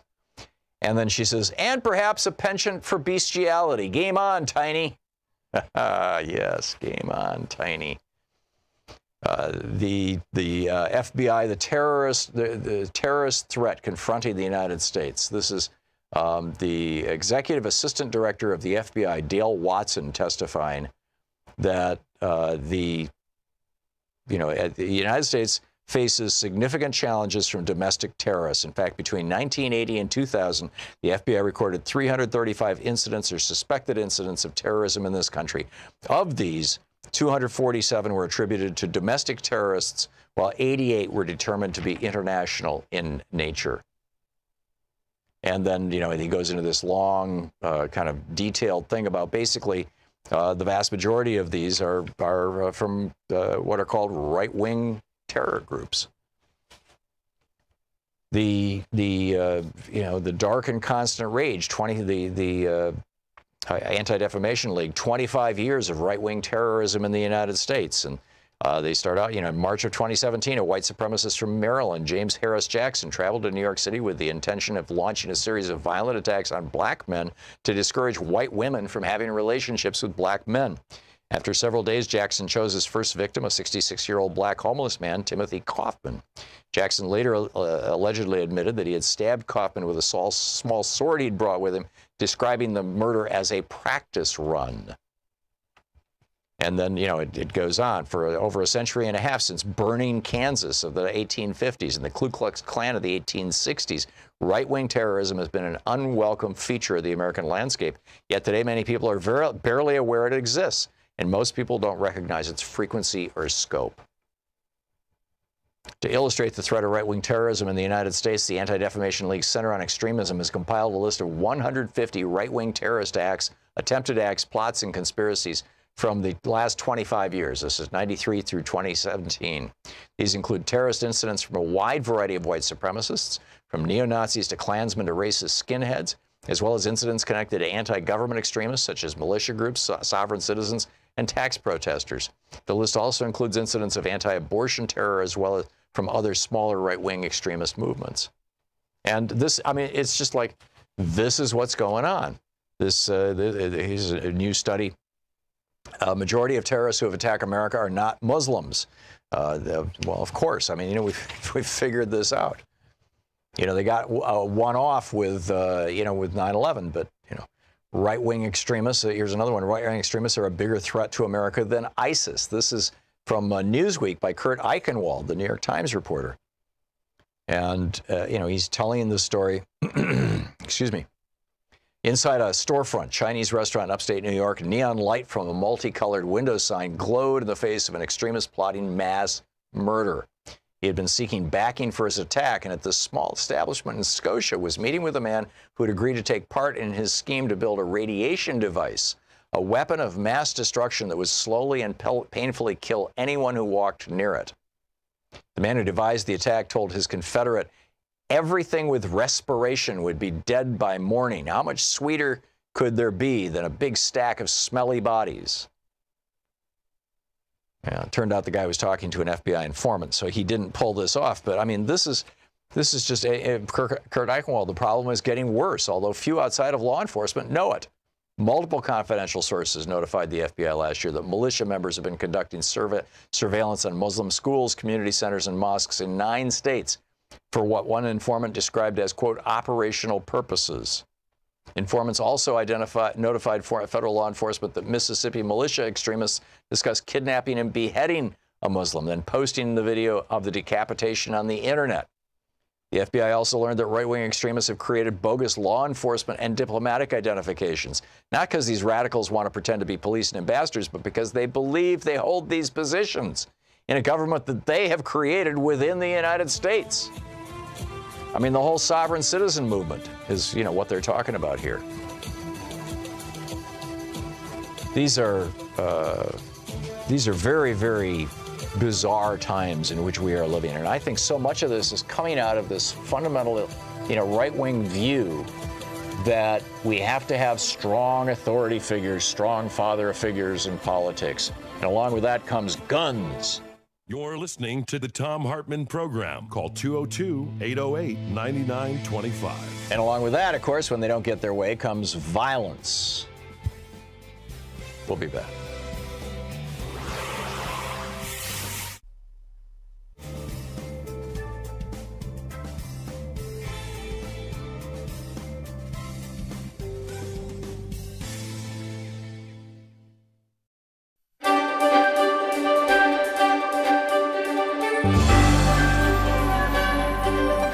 Our book today is Can We All Be Feminists? It's a collection of essays edited by Jane Eric Udori. This first chapter, or first essay, is from Charlotte Shane. It's called No Wave Feminism. If you feel like feminism is failing you, you're not alone. I sometimes have the impression that I'm as thoroughly feminist as I am thoroughly human. That feminism is as intrinsic to my contribution to my constitution as my skeleton is to my body. But in my 35 years, I've struggled with or outright rejected feminism on several occasions. First, as an ignorant adolescent, what do women need feminism for if they already got the vote? Then, as a sex worker who saw how regularly and even gleefully feminists stoked the public's long-standing antipathy toward professionally sexual women. And now, again, as someone moving even further into the far left, who cannot abide the forms of feminism that embrace and are complicit with the worst aspects of liberalism. The more I learn about the intersecting oppressive forces that continue to shape the Western world, colonialism, patriarchy, capitalism, xenophobia, and racism, and the network of cruel social machinery to which these systems give rise, incarceration, crippling debt, disenfranchisement, deportation, and so on, the less sense it makes to use gender as the primary lens through which to regard human-engineered suffering. Feminism doesn't feel like the sharpest weapon to wield against white supremacy or border policing, for instance, or even the best tool with which to approach basic civic concerns like vibrant schools. That's not because those issues don't impact women. Obviously, they directly and indirectly impact many. But they don't necessarily impact women more or in dramatically different ways than they do men. In other words, the most significant challenges these issues present aren't tethered to one's sex. And so prioritizing gender above other aspects of identity limits one's realm of ethical responses. Here's an example. American prisons often keep female prisoners shackled while they give birth. There are variations on the theme. Some women are shackled during labor, some are unshackled, but then shackled again almost immediately afterward. And almost all are shackled while heavily pregnant. There's some variation of what shackling entails, too. It can mean being cuffed at the wrists or at the ankles, or both, or cuffed to a hospital bed or chained at the waist. Articulating these details makes the sadism even starker.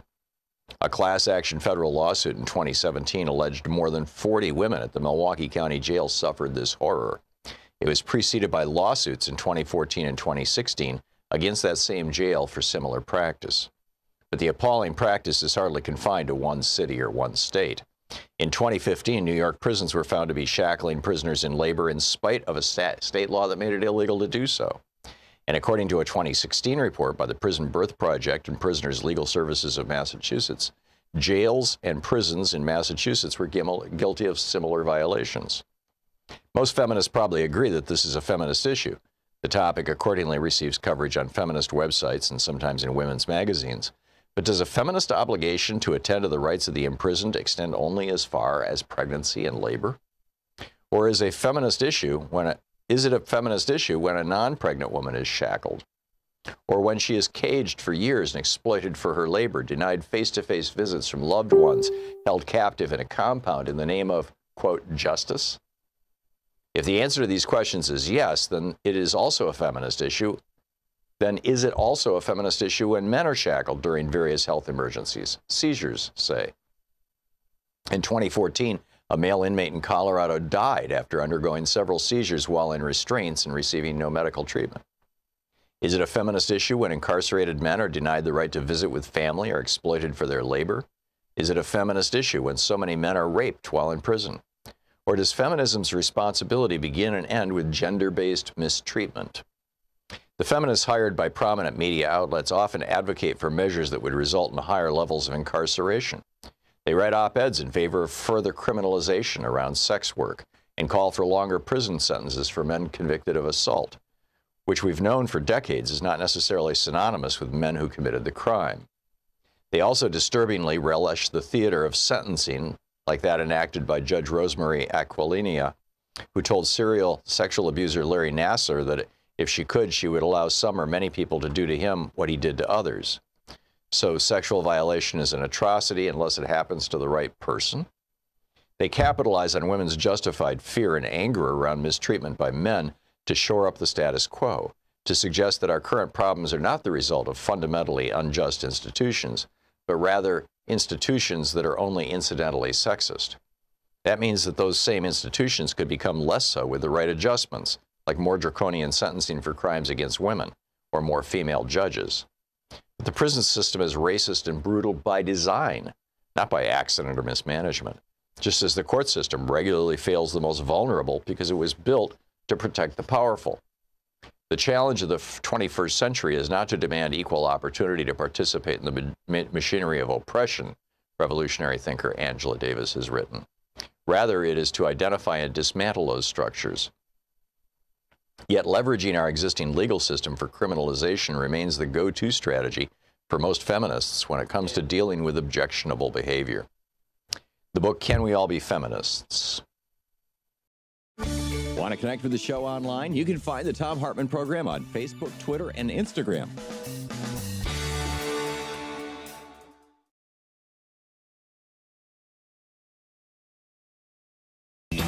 Welcome back. Thom Hartmann here with you. I was browsing through the news the other day, and I encountered an article by Pete Tucker on Counterpunch that just blew my mind. And it was about how the headline, partisan pollsters fail black progressive candidates. And I said to Sean, I want to talk to this guy. I want to learn. I want to share this with all of you. Pete Tucker's on the line with us. He is the DC-based journalist. And, with Counterpunch, who is the author of this, his website, pete-tucker.com. And you can tweet him at Pete Tucker. Pete, just spelled like it sounds. Pete, welcome to the program.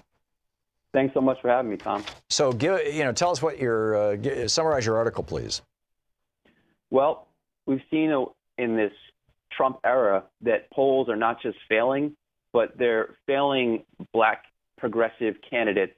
And it's not just that they're failing randomly. They're specifically failing by undercounting their support in pretty dramatic ways. For example, Ayanna Pressley, a progressive city councilwoman in Boston, she challenged an incumbent congressman in a Democratic primary. She was predicted to lose by 13 points. She won by 18, a 31-point swing. Alexandria Ocasio-Cortez in New York. She also challenged an incumbent congressman. She was predicted to lose by 36 points. She won by 15, a 51-point swing. Stacey Abrams, and then there's three candidates for governor, three black candidates for governor. This country, by the way, has elected 2 black governors in its history, and we have 3 Democratic nominees for governor. In Georgia, Stacey Abrams, the last poll had her winning by 20, but she won by over 50. Maybe the most shocking one was Andrew Gillum in Florida. There were 9 polls taken in the lead up to the Democratic primary. 8 of those polls had Gillum. He's a progressive African-American mayor of Tallahassee. 8 of those polls had him coming in 4th. One of those polls had him coming in tied at 3rd. Florida is the 3rd largest state in the country. Gillum didn't finish 4th, didn't finish 3rd. He won the nomination. The highest poll. He walked away with it. He walked away with it. The highest poll had him at 16%. Most polls at 12%, and he finished at 34%. Yeah. So why is this, Pete? I mean, the kind of common sense, simple explanation seems to be that minority communities have historically not been as engaged in the voting process as have white suburban communities, for example. And now they're starting to get more engaged in that process, or they're not just starting. I mean, through the Obama presidency and whatnot, getting far more engaged, but they're not being polled? Or is it that is it that, or is it that the polling is skewed toward basically white Democrats, white Republicans? I mean, what's going on? Why is this? Well, I think what happens is that, and I've been learning this as I go along, because something's going on here. Yeah, and I don't see any good, clean research on this stuff. This is the kind of stuff that you would think Pew or Harvard would be all over. It would be helpful. A lot of the polling, there's different types, but it seems to be that most of it is based on a fundamental guess, which is who's going to be a likely voter. And one of the strongest indicators is what happened last election. And you're going to look at the last, non-presidential elections. So go back to 2014. Right. Well, in 2014, you had historic lows. In over 50 years, it was the lowest turnout in something like World War II. And so if you're going to use that as a base, a pre-Trump election, and then 2016, of course, President Trump is elected. And with all his venom towards women, towards minorities, to pretend that somehow that's a solid base, a pre-Trump election with the post-Trump, is a little bit, I kind of see it a little bit like Rip Van Winkle, in the sense that the pollsters took a 2014 election and then went up into the mountains and went to sleep like Rip Van Winkle and came on down not knowing that a revolution had taken place. And I think there's a lot more energy than the polls are picking up among young voters, among non-white voters. And so that's my guess as to what's happening. But it is interesting, Tom, that these polls aren't just failing. It's not random. They are consistently undercounting the vote, the support for progressive candidates of color. And this turns out to be far more problematic than it's not just a mistake, because there are real consequences to this. But they're not undercounting or missing progressive candidates who are white. Is that correct? Well, I have to look more carefully at that. It's not. It certainly hasn't been as stark, gross a mistake, a stark disparity. Yeah, very interesting. Well, Pete, as you continue your research into this, would you keep us up to date? Yeah, and if I can make one more point, Tom. Please do so. This is problematic in and of itself, but it has the danger of becoming a self-fulfilling prophecy. Because when you tell voters that your candidate who you support has no shot at winning, then... As, by the way, the pollsters were speaking about Andrew Gillum in Florida, for example. Right. And right now in Maryland, Ben Jealous, who the former leader of the NAACP, he was predicted to be neck and neck in the primary. He's the third black gubernatorial candidate. And he won a landslide primary victory that none of the pollsters predicted. Right. And now the polls have him way down to the Republican and Larry Hogan in a state, Maryland, that is 2-1 Democratic. And when you put out into the media this powerful message that the candidate has no shot, it's not just voters. You know, voters are busy come election day. People have a lot of things to do. And if you tell people your candidate has no shot, they're more likely to stay home. And also donors. Yeah. Nobody wants to back a sure loser.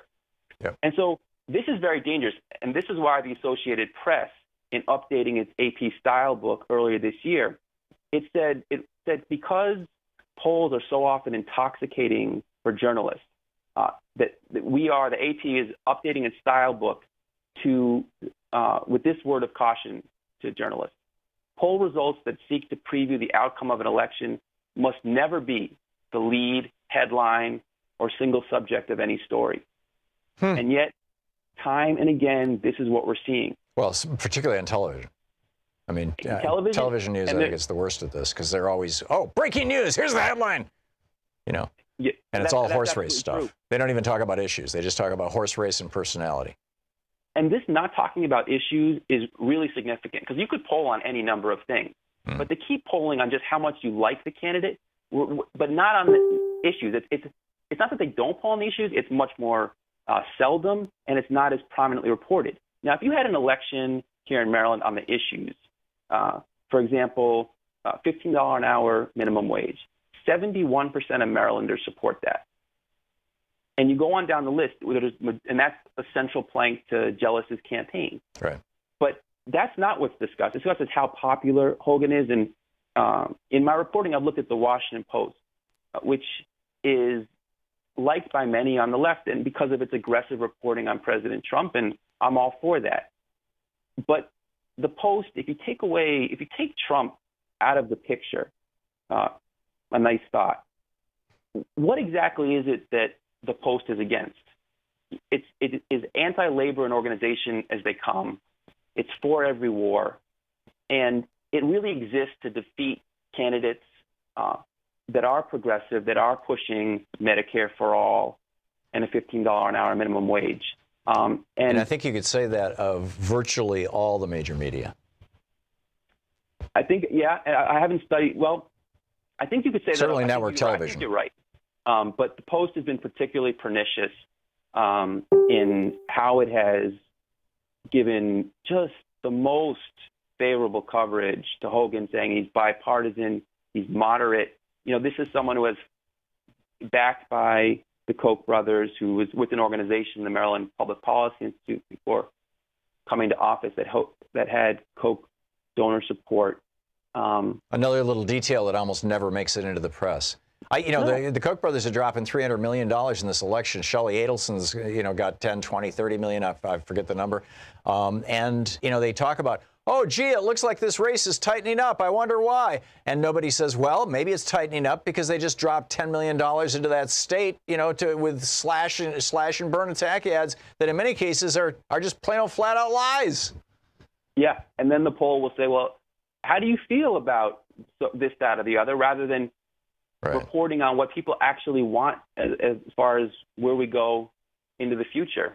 So I think this is dangerous stuff. I think the pollsters are a little arrogant too. I don't think they are really up to seeing what's coming, and I think the media has a much greater responsibility to. And I'm appreciative of the opportunity, Tom, to talk with you. I think you do a great job of bringing forward some of the issues that need to be discussed, rather than just polling people on who likes who. What are the issues that are at stake here?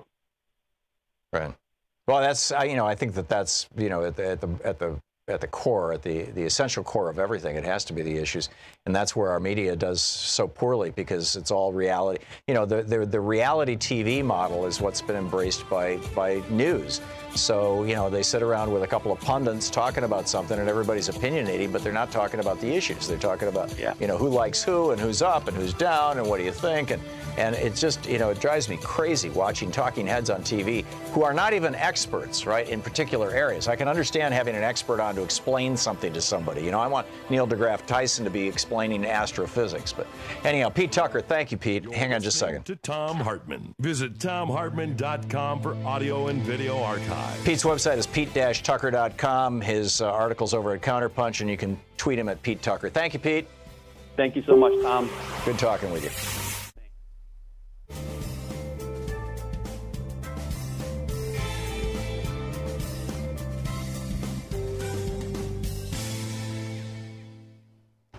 And welcome back. Robin, watching Free Speech TV in Kingston, Washington. Hey, Robin, what's on your mind today? Tom, earlier in the show, you had talked about that you weren't sure how to get us out of the little quagmire that we're in right now with the minority ruling the majority.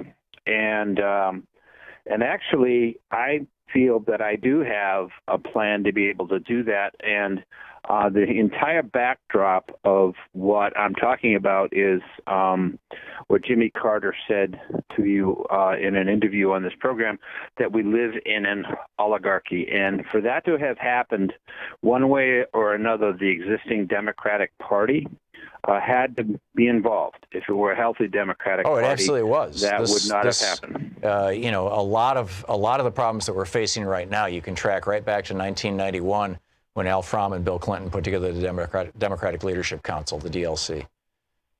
I support that. You are correct, 400,000%. That is exactly where it started. Anyways, the background is that we are where we are, and my frustration with the left, who I sort of call the lofty, lazy left. I love the first and second and third words and don't like the lazy, but when you vote every 4 years, then you can't consider to be industrial or ambitious. I do believe that we have to somehow change the existing Democratic Party, because as we saw, finally, Michael Moore is the only one who really came out and, for the first time, in my view, exposed the Democratic Party, and those who helped it into being part of the oligarchy were exposed. And, I think that was the biggest thing on 11/9. Yeah, and I think that's one of the reasons why that movie has not done anywhere near as well as it probably should.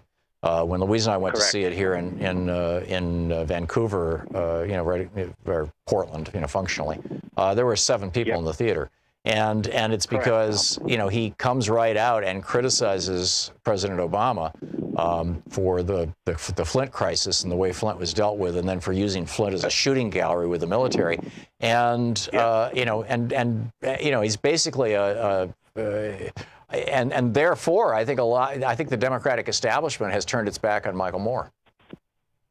I agree, and so I agree. So We're talking about the two words you just said there, the Democratic establishment. See, I actually do not think we have one problem with the Republican Party in this country. They are exactly who they are. They just happen to be magnified right now. If you're not a rich white male, okay, who abuses women, you are, we don't care for you, period. Yeah. That's it. And so, but they're honest, Tom. That's what they are. The problem we have is that the Democratic Party is much less honest, and they are indeed part of the oligarchical, but they're the ones who I really disagree, Robin. I think more. that the Democratic Party has been, particularly since the Sanders candidacy, the progressives are growing in the Democratic Party. The Progressive Caucus is the largest, I believe, might be second largest caucus. It is within the Democratic Party, it is the largest caucus in Congress. And 100% of the members of the Democratic Caucus refuse to take corporate money or PAC money. This just like there's some solid stuff happening in the Democratic Party. The Republican Party, on the other hand, is literally lying. There, even Donald Trump saying we're going to protect Medicare and Social Security. I did have more to say. Yeah, well, I'm sorry, Robin. The clock caught us up, and I wanted to have something to say, too, in that conversation. It's coming up on 10 minutes before the hour. We're going to check in with Luke Vargas at Talk Media News and find out what's going on in the world. Robin, thank you for your call. We'll be right back.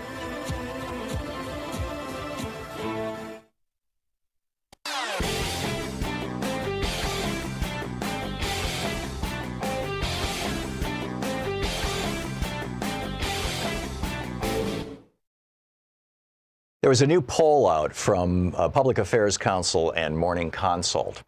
And what this poll found was that while the news media is trusted as a primary source for what's going on, 46% of Americans say they trust the news media, 71% of Americans said that they trust their friends and neighbors as a source of media more than the news media, 71%.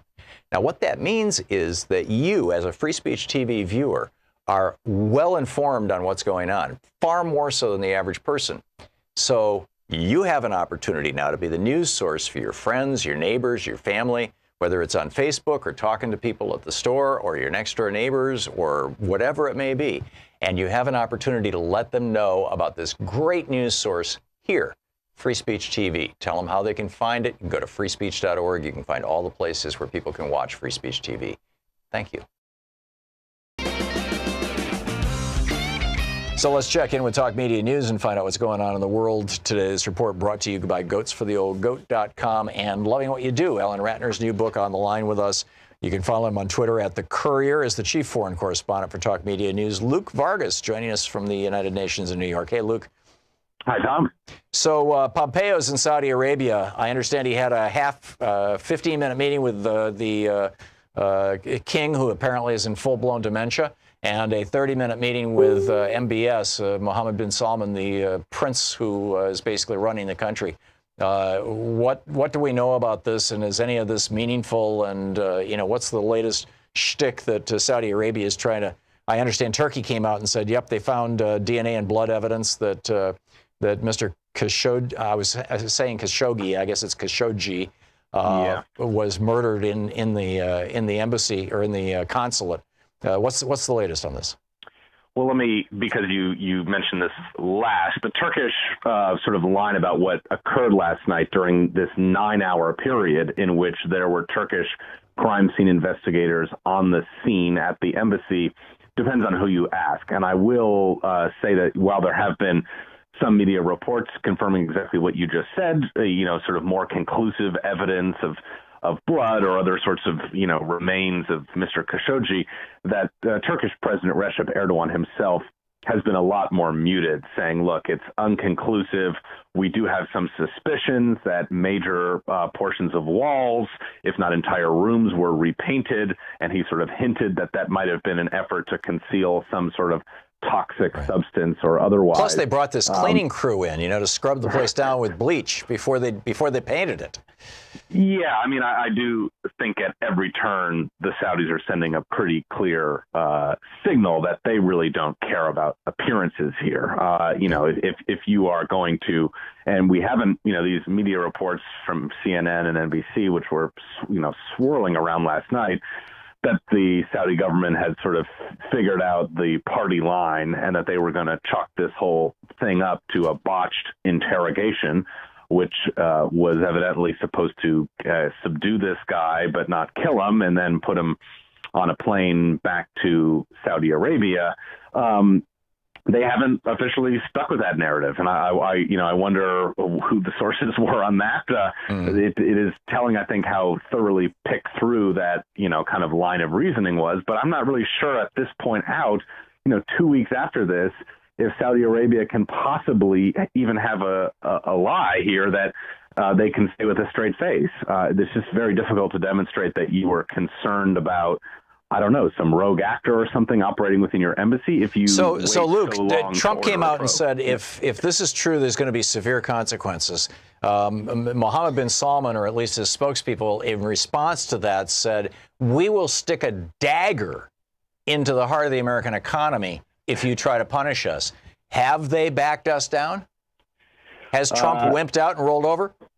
Well, I mean, he said pretty clearly that we are not, in the same breath in which he's been saying we are going to vow severe consequences if this guy was killed by the Saudis. He's also made it perfectly clear arms deals are not even on the table. So it's kind of unclear if there's even a middle ground that he has in mind, or he just hopes that at some point some Treasury official could say, okay, here's like 2 or 3 kind of pinprick things we could do, and you can go to your, can go on TV and say that was. Speaking of Treasury, by the way, is Steve Mnuchin still going to Saudi Arabia this week or next week? I don't have him on my list of people I've been tracking who are going to go to Davos in the desert. As of yesterday, he was still planning to go, but Trump. I would be surprised if he pulled out. I mean, I just don't think there's any sign from this administration of really any sort of moral reckoning occurring here. And my prediction is that someone on the Saudi side is going to be put forward as a fall guy here. And given the fact that the Saudis have, demonstrated quite a willingness to, basically purge their members of the royal family, members of the business elite in that country. They've got experience dealing with not just sort of mid-level people who they need to, drop through the sky door, whatever that Game of Thrones visual is. But they do this for senior officials, too, and which makes me think they will be willing, actually, to blame this on some mid or senior level military intelligence officer and say, look, he was trying to burnish his credentials as a hardline guy who was going after enemies of the kingdom, except he actually betrayed the kingdom because he put his own personal ambitions over the interests of and he may not even be some mid-level diplomat. I mean, they could just drag some guy out of prison and say, okay, you're going to pretend that you're Joe Blow, and they're going to say, this is Joe Blow. He was in the interrogation room, and now we're going to cut his head off and not give him an opportunity to say a word and do a public beheading. Remarkable, right? I mean, I'm not saying they're not going to do that, but it would be preposterous seeming to make the fall guy a junior level official when so many media reports suggest this was a major operation that could only have been authorized from senior. Well, we intercepted intelligence to that effect, didn't we? Yes, and the Washington Post reporting and others have suggested that this was involved a tremendous number of personnel. So we'll see. But I will say, the statement coming out of the State Department today, Pompeo emphasized President Trump's, quote, desire to determine what happened. I don't think we're talking about the same man here. I mean, it's just. This sounds like the same kind of language we heard after 9/11. Oh, those 15 Saudis, that has nothing to do with it. Hey, quick, get the bin Laden family out of the United States. In 5 seconds, the joke was that Roosevelt says that, Emperor Hirohito says he denies responsibility as well. It's interesting. Right. As did Hitler, of course. Luke Vargas with Talk Media News. Thank you, Luke. Thank you, Tom. We'll be back. We're going to be back with Henry Wallace. Stick around. You're listening to Thom Hartmann.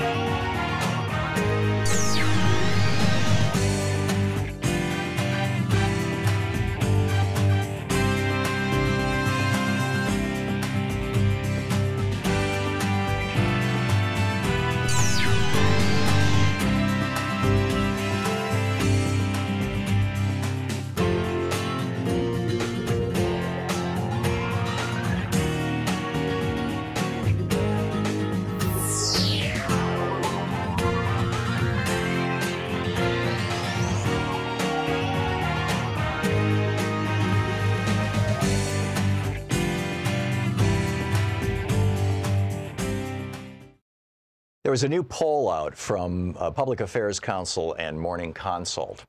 And what this poll found was that while the news media is trusted as a primary source for what's going on, 46% of Americans say they trust the news media, 71% of Americans said that they trust their friends and neighbors as a source of media more than the news media, 71%.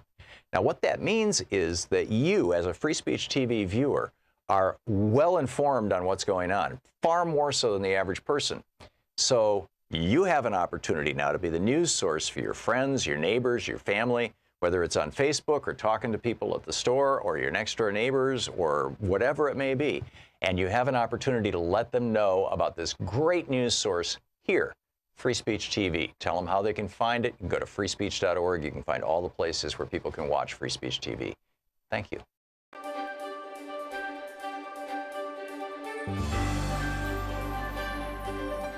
It's the Thom Hartmann University Book Club. Today we're reading from Edmund Morgan's book, The Meaning of Independence, John Adams, George Washington, and Thomas Jefferson. It's a small book. It's anecdotes of the three presidents. I think he's a little harsh on Jefferson and a little too friendly about Adams, you know, small quibbles. But it's a fascinating look into the founders of this country. And so today I'm going to read from the chapter on George Washington.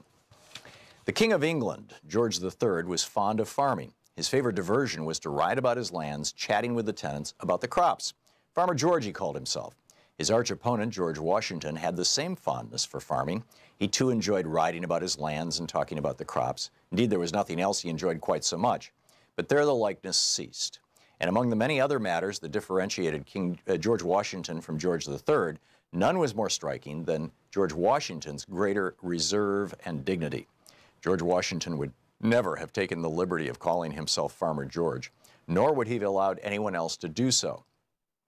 Even his friends took care to keep their distance, and those who forgot to were apt to be brought up short.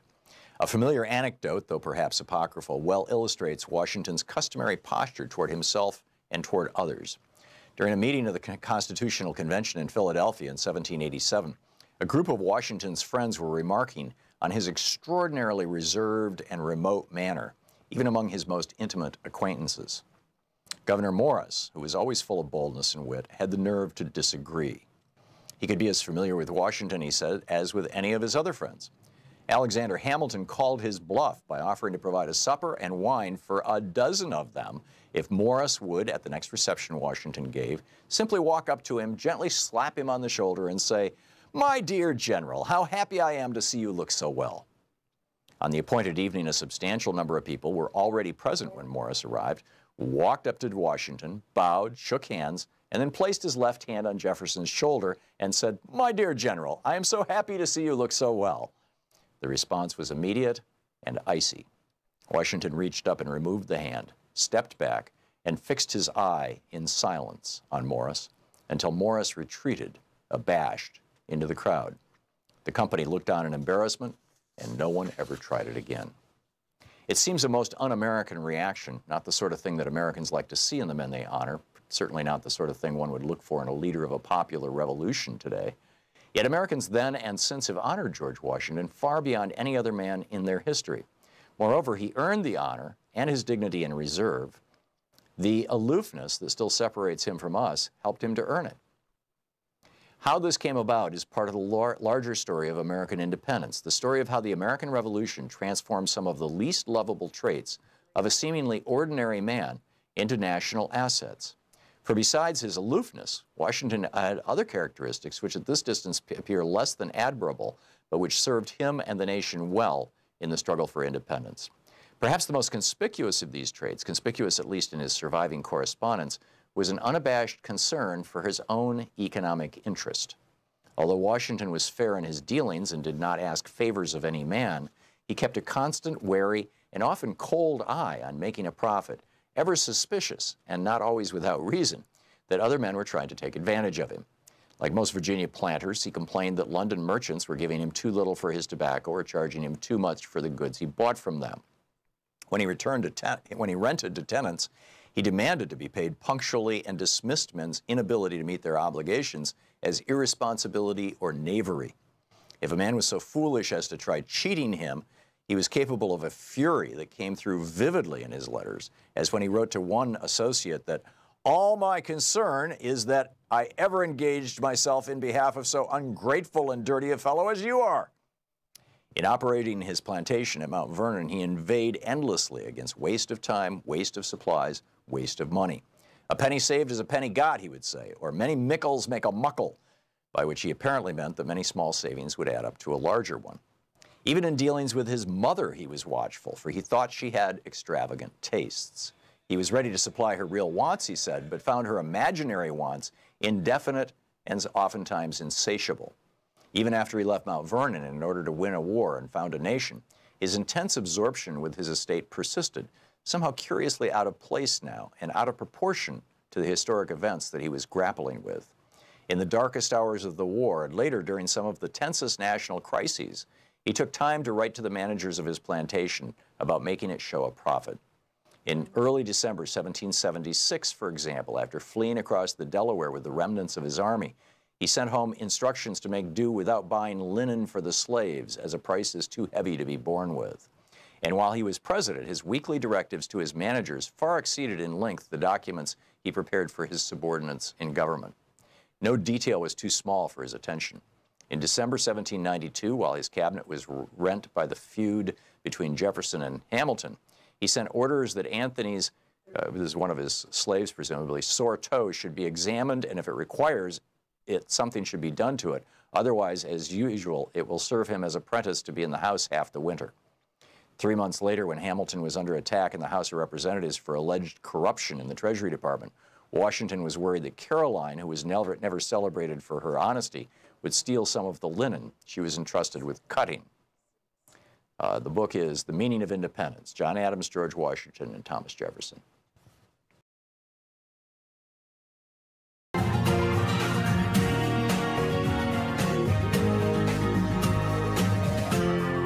This is the Thom Hartmann Program. Welcome back to the third hour of our program. I promise you Henry Wallace will be up next. But right now, Sanjeev Sriram is with us, Dr. Sanjeev Sriram, MD, Assistant Professor of Pediatrics at the George Washington University School of Medicine and Health Sciences, Medicaid and Medicare Advisor to Social Security Works. SocialSecurityWorks.org is the website. He is the host of the Dr. America program on We Act Radio, the website weactradio.com, our Washington, D.C. affiliate. You can tweet him at Dr. Sriram, S-R-I-R-A-M, or at We Act Radio. Dr. Sriram, welcome to the program. Thank you, Tom. Thank you so much for joining us. So Donald Trump is proposing to put in charge of Medicaid the woman who ran the Health and Human Services in Maine for crazed Governor Paul LePage, the right-wing whack job up there. Her name is Mary Mayhew. What do we know about Mary Mayhew? So Mary Mayhew was the former health commissioner for the state of Maine, and like you said, she worked under Paul LePage. And while she was in that position, she eliminated nearly 70,000 people from Maine's Medicaid program, also called MaineCare. How did she do that? So through a variety of ways, mostly by arguing that she was doing it for fiscal purposes and by scaling back, benefits, and more or less, I would call it neglecting her job. There was a report from the Office of the Inspector General that came out regarding a fairly large number of patients, 133 very vulnerable patients who died on Mayhew's watch. And that was during the period of January 2013 to June 2015. And the reason why these patients died is that, first off, these are developmentally disabled adults. So these are very vulnerable patients. And they were already in trouble, like facing critical incidents for things like sexual assault, suicidal behavior, and suffering injuries that actually required hospitalization. And what the report found was that Mayhew's Department of Health and Human Services in Maine did a very poor job of requiring agencies to report these incidents, to follow up on those reports to figure out, okay, why is this happening? Can we establish a pattern here that we can act upon? And then actually doing the enforcement work to protect patients. And so you have a ton of people who are losing health care. You have people who qualify for the program but are getting inadequate care. And it was so bad that you actually had 133 people die. So here we have Maine, which is, population-wise, a very small state. I don't know off the top of my head. Perhaps you do. I'm guessing the population is probably around 4 or 5 million for the state. About. Yeah, I mean, that's just a wild guess on my part, but and during her reign, basically, it would probably be hyperbolic to say she killed 130 plus people, but they died as a consequence, in part, of what she was doing running that program. And in a state that small, she was successful in knocking 70,000 people off the Medicaid roll. What will she do to the entire United States, all 340 million of us, when Donald Trump puts her in charge of Medicaid nationally? Right. So, Maine, I just double-checked it. It's 1.3 million people. So it's a smaller state. So knocking 70,000 people off is a huge percentage of... Exactly. Wow. Right. And so when you look at the national trend of Medicaid and CHIP, that's the Children's Health Insurance Program, that covers 1 in 5 Americans. So that's 20% of us, about 70-something million people. And if you are somebody like Mayhew who comes into this job and thinks, gosh, 70 million is too many people, that's a dangerous outlook and approach to a job where your first, the first duty of overseeing Medicaid is making sure is everybody who is eligible for the program enrolled in the program? Is everybody who is enrolled in the program getting the services that they are that they have a legal right to? And are we doing a good job? How are we doing on quality? How are we doing on efficiency? Right. And I don't think that Mayhew, has prioritized any of that. Yeah, clearly, and at least during her time in Maine. So the question, Donald Trump wants to put her in charge of Medicaid. Is this a process that Congress has any say over? Does this require, for example, Senate approval? And if so, what's going on? And if not, what are our other options to inhibit his ability to do this, or slow it down, stop it, ring the fire bell, whatever? So what I would, from what I know about the process, it's that Seema Verma, the current director of the Center for Medicare and Medicaid Services, who would be Mayhew's boss, has selected her. As far as who gives approval, it's a good question. I need to double check, but regardless of who the approval process is, I would say that it is always important to write your members of Congress to let them know that you are paying attention to this issue, that you have grave concerns, and that there are any number of people who are qualified to run Medicaid who are not committed to looking at patients as entries on a spreadsheet and eliminating them. There are plenty of people who could do this job without putting patients at risk. Yeah. Whew. Amazing. So Mary Mayhew is on her way in, and if she does to the United States what she did to Maine, knocking 70,000 people off. There's only 5 million, 4 million people in Maine? 1.3. 1.3 million in Maine, 70,000 she removed from the Medicaid roll. How big was the Medicaid roll before she removed it? Was it 300,000, 100,000? I mean, what percentage of the total Medicaid? How much of an axe did she take to the program in Maine? Yeah, that I need to actually double check the numbers. I want to say that it was that Maine is actually not that different from the rest of the country, where if you were to say 1 in 5, Mainers are qualifying for. Oh, hey, I found it in this article. It says the group points out that under her stewardship, the state has reduced Maine Care's enrollment by 37%, taking health insurance away from approximately 80,000 poor Mainers. 37%. So she reduces. So if we have 70 million people on Medicaid in the United States, and this, by the way, includes your grandma in the nursing home, right? If where Medicare slides over to Medicaid for that end of life stuff, if I have this right, and please correct me if I'm wrong. I mean, Medicaid does. Over half, depending on where you live, it's anywhere from half to 2/3 of long-term care. Right. So even if your grandma is not at the end of life, if she's still in her own home, but getting somebody to come and help her with some activities of daily living, making sure that her refrigerator is stocked, that she's her toilet hygiene is good and clean.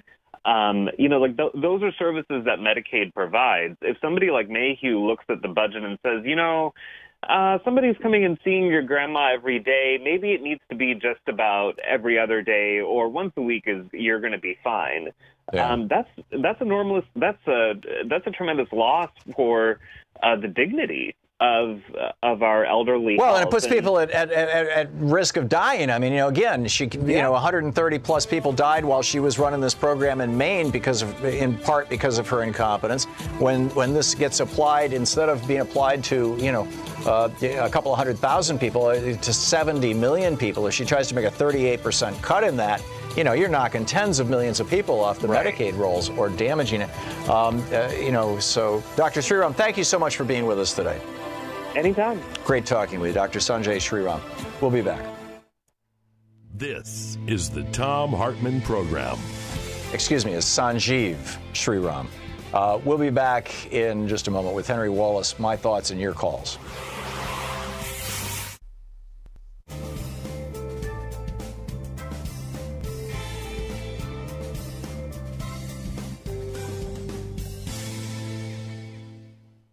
And welcome back. Sunny in San Rafael, California. Hey, Sunny, what's on your mind today? Thanks for watching Free Speech. Hi, Tom. Good to talk to you. I wanted to talk about the message that we Democrats seem to be struggling with.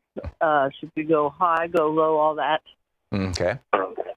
Which truly, I give up on MSNBC and CNN and all those in terms of, shedding any light on that. I wanted to talk about how we separate Trump from this Death Star GOP in D.C. When we talk about Trump. And my recommendation, please, I want your opinion on this, Tom. We have to simplify this. For me, anyway, I need things simple when they get this complicated. When I hear Trump, I want to hear the D.C. GOP. I want to hear not Trump isolated from them.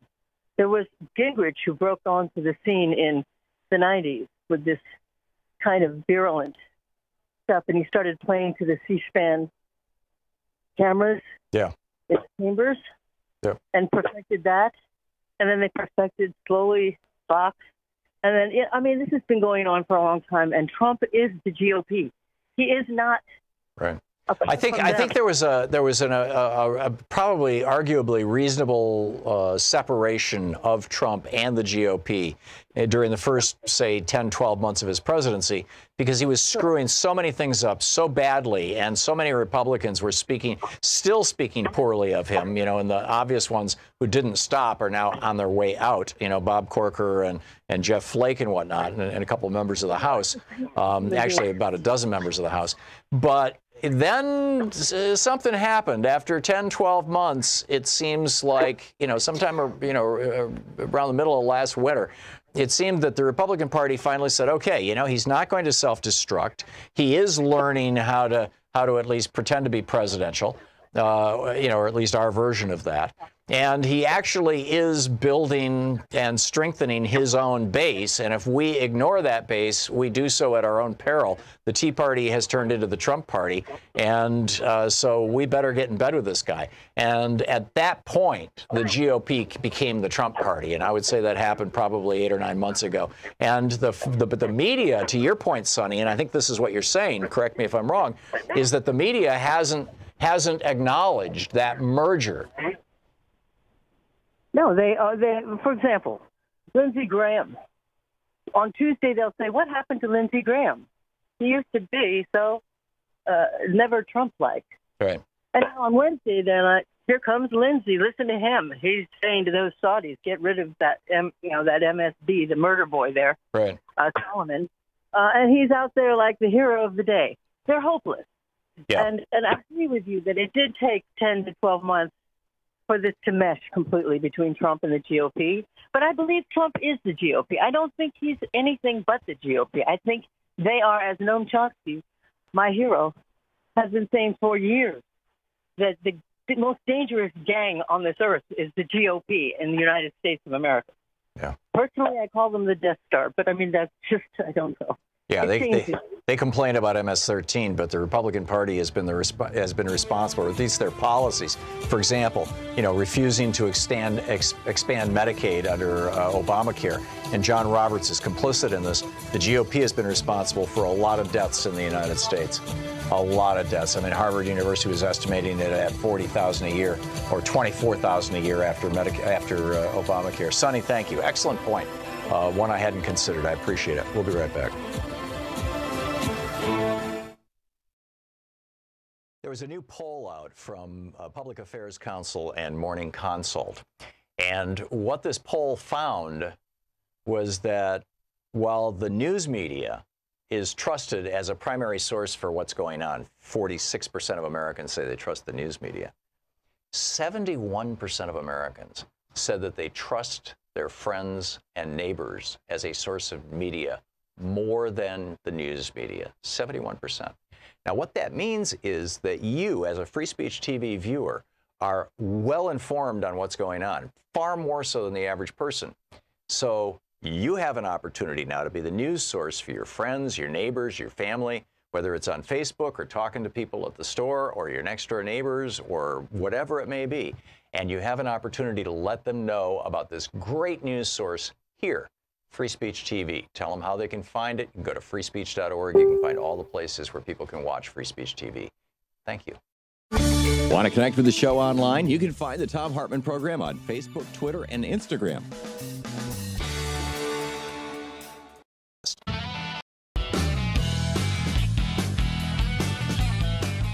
Welcome back. Zach in, actually, Zach, hold on here. I want to share this. I've been promising all day long that I'm going to share this Henry Wallace thing with you. I'm just going to get it done here, and then we'll get to your phone calls. This is from April 4th, 1944. And Henry Wallace was Vice President of the United States. And he writes, this is an op-ed that was published in the New York Times on April 4th, 1944. He says, on returning from my trip to the West in February, I received a request from the New York Times to write a piece answering the following questions. 1, what is a fascist? 2, how many fascists have we here in America? 3, how dangerous are they? And then he answers those questions. In fact, the title of the article is The Danger of American Fascism by Vice President Henry Wallace. He says, the really dangerous American fascists are not those who are hooked up directly or indirectly with the Axis, it would be Germany and Japan. The FBI has its finger on those. The American fascist would prefer not to use violence. His method is to poison the channels of public information. With a fascist, the problem is never how best to present the truth to the public, but how best to use the news to deceive the public into giving the fascist and his group more money or power. American fascism will not be really dangerous until there is a purposeful coalition among the cartelists, the deliberate poisoners of public information, and those who stand for the KKK type of demagoguery. Are we there yet? Still another danger, Vice President Wallace wrote, still another danger is represented by those who, paying lip service to democracy and the common welfare, in their insatiable greed for money and the power which money gives, do not hesitate surreptitiously to evade the laws designed to safeguard the public from monopolistic extortion. The symptoms of fascist thinking, Henry Wallace wrote, are colored by environment and adapted to immediate circumstance, but always and everywhere they can be identified by their appeal to prejudice. and by the desire to play upon the fears and vanities of different groups of people in order to gain their own power. It is no coincidence that the growth of modern tyrants has, in every case, been heralded by the growth of prejudice. Are you listening to the words of the Vice President of the United States in 1944? The American fascists are most easily recognized by their deliberate perversion of truth and fact. Their newspapers and propaganda carefully cultivate every fissure of disunity, every crack in the common front against fascism. Are you starting to think about Fox so-called news and right-wing hate radio? They use every opportunity to impugn democracy. They use isolationism as a slogan to conceal their own selfish imperialism. They cultivate hate and distrust. They claim to be super patriots, but they would destroy every liberty guaranteed by our Constitution. They demand free enterprise, but they are the spokesman for monopoly and vested interest.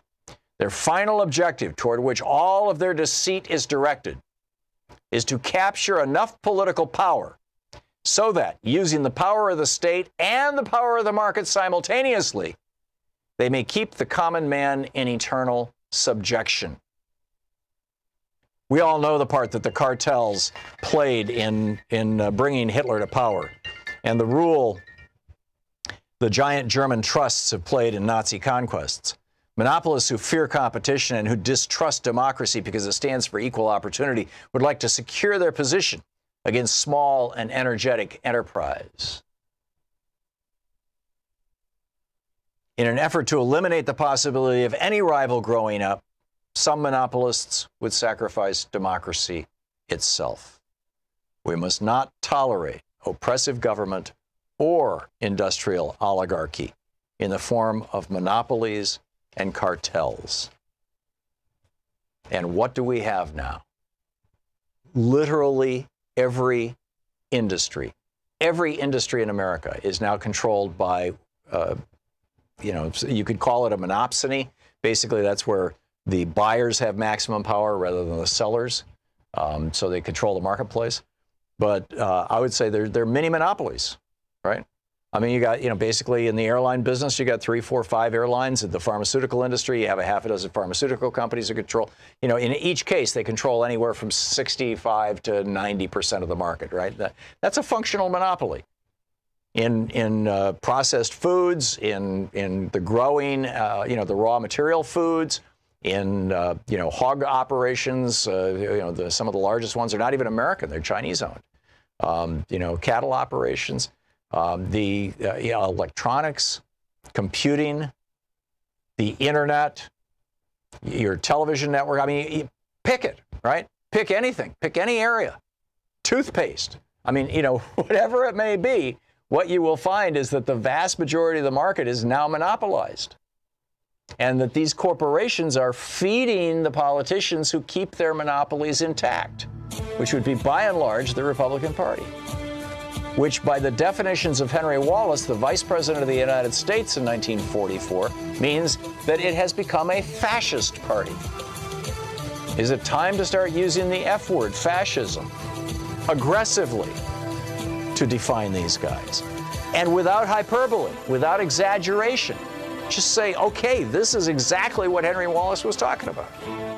You're listening to the Thom Hartmann Program. Call 202-808-9925. Up your calls right after the break. Stick around.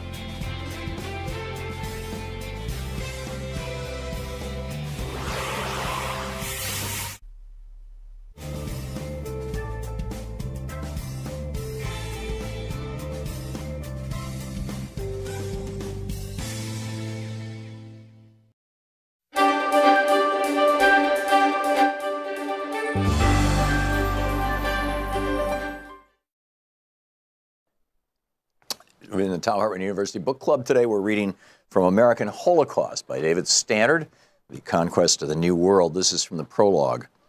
Just 21 years after Columbus's first landing in the Caribbean, the vastly populous island that the explorer had renamed Hispaniola was effectively desolate. Nearly 8 million people, those Columbus chose to call Indians, had been killed by violence, disease, and despair. It took a little longer, about the span of a single human generation, but what happened on Hispaniola was the equivalent of more than 50 Hiroshimas, and Hispaniola was only the beginning. Within no more than a handful of generations following their first encounters with the Europeans, the vast majority of the Western Hemisphere's native peoples had been exterminated. The pace and magnitude of their obliteration varied from place to place and from time to time, but for years, now historical demographers have been uncovering, in region upon region, post-Columbia depopulation rates of between 90 and 98%, with such regularity that an overall decline of 95% in Native American population has become a working rule of thumb. What this means is that, on average, for every 20 natives alive at the moment of European contact, when the lands of the Americans teemed with numerous tens of millions of people, only one stood in their place when the bloodbath was over.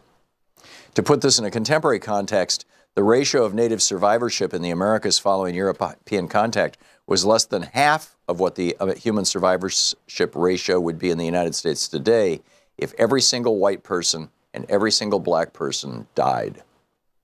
The destruction of the Indians of the Americas was far and away the most massive act of genocide in the history of the world.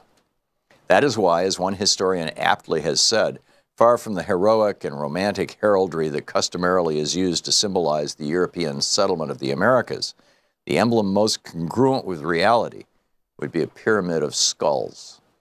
Scholars estimate the size of the post-Columbian Holocaust have climbed sharply in recent decades. Too often, however, academic discussions of this ghastly event have reduced the devastated indigenous people and their cultures to statistical calculations in reconciling demographic analyses. It was easy for this to happen. From the very beginning, merely taking the account of so mammoth a cataclysm seemed an impossible task. Wrote one Spanish adventurer who arrived in the New World only 2 decades after Columbus's first landing, and who himself openly reveled in the torrent of native blood. There was neither, quote, paper nor time enough to tell all that the conquistadors did to ruin the Indians and rob them and destroy the land, end quote. As a result, the very effort to describe the disaster's overwhelming magnitude has tended to obliterate both the writer's and the reader's sense of its truly horrific human element. In an apparent effort to counteract this tendency, one writer, Tsvetsan Todorov, began his study of the events of 1492 and immediately thereafter with an epigraph from Diego de Landa's Relación de las Casas de Yucatán. Quote, the captain, Alonso Lopez de Avila, brother-in-law of the Adelmento de Montejo, captured during the war in Bacalan a young Indian woman of lovely and gracious appearance. She had promised her husband, fearful lest they should kill him in the war, not to have relations with any other man but him, and so no persuasion was sufficient to prevent her from taking her own life to avoid being defiled by another man. And because of this, they had her thrown to the dogs. Toborov then dedicates his book to the memory of a Mayan woman devoured by dogs. It is important to try and hold in mind an image of that woman and her brothers and sisters and the innumerable others who suffered similar fates as one reads Todorov's book, or this one, or any other work on this subject, just as it is essential, as one reads about the Jewish Holocaust or the horrors of the African slave trade, to keep in mind the treasure of a single life in order to avoid becoming emotionally anesthetized by the sheer force of such overwhelming human evil and destruction. There is, for example, a case of a small Indian boy whose name no one knows today, and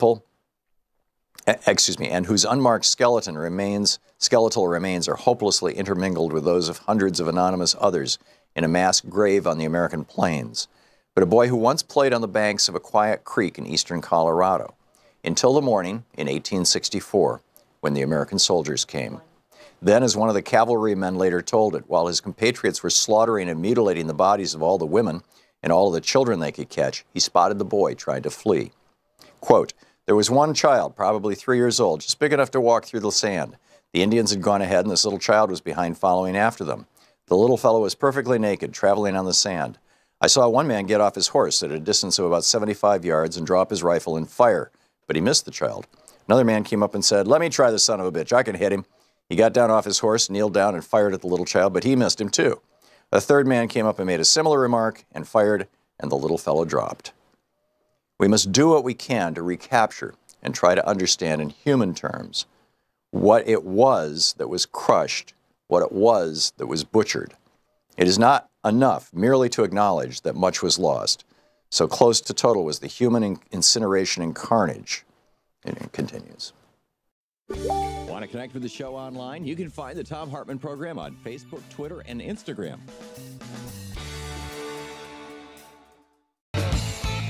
Welcome back. Thom Hartmann here with you. Dave in Federal Way, Washington. Hey, Dave, what's up? Hey, not too much, Tom.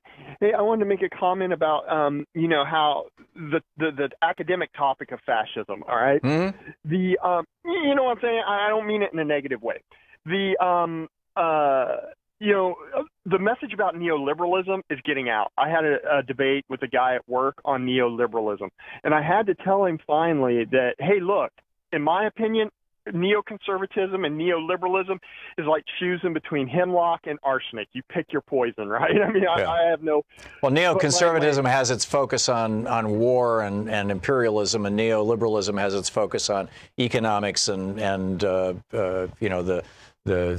power of the very wealthy. But there's a whole lot of conflation between the two. There is. And, we all go through periods where we're sympathetic to each, I think, And the thing is I just want to, you set me up for my point really well. I think we are in a neoconservative cycle, really in the world, but in the Western world and specifically in America. And my issue with that is neoconservatism can slip. If the environment is correct, all right, if the environment is just right, it can slip into straight up academic fascism. Now, what kills my argument is we have elections, but this whole election thing is really minor. It is a minor aspect, all right? We cannot be fooled. We don't even know if these elections are legitimate, number one.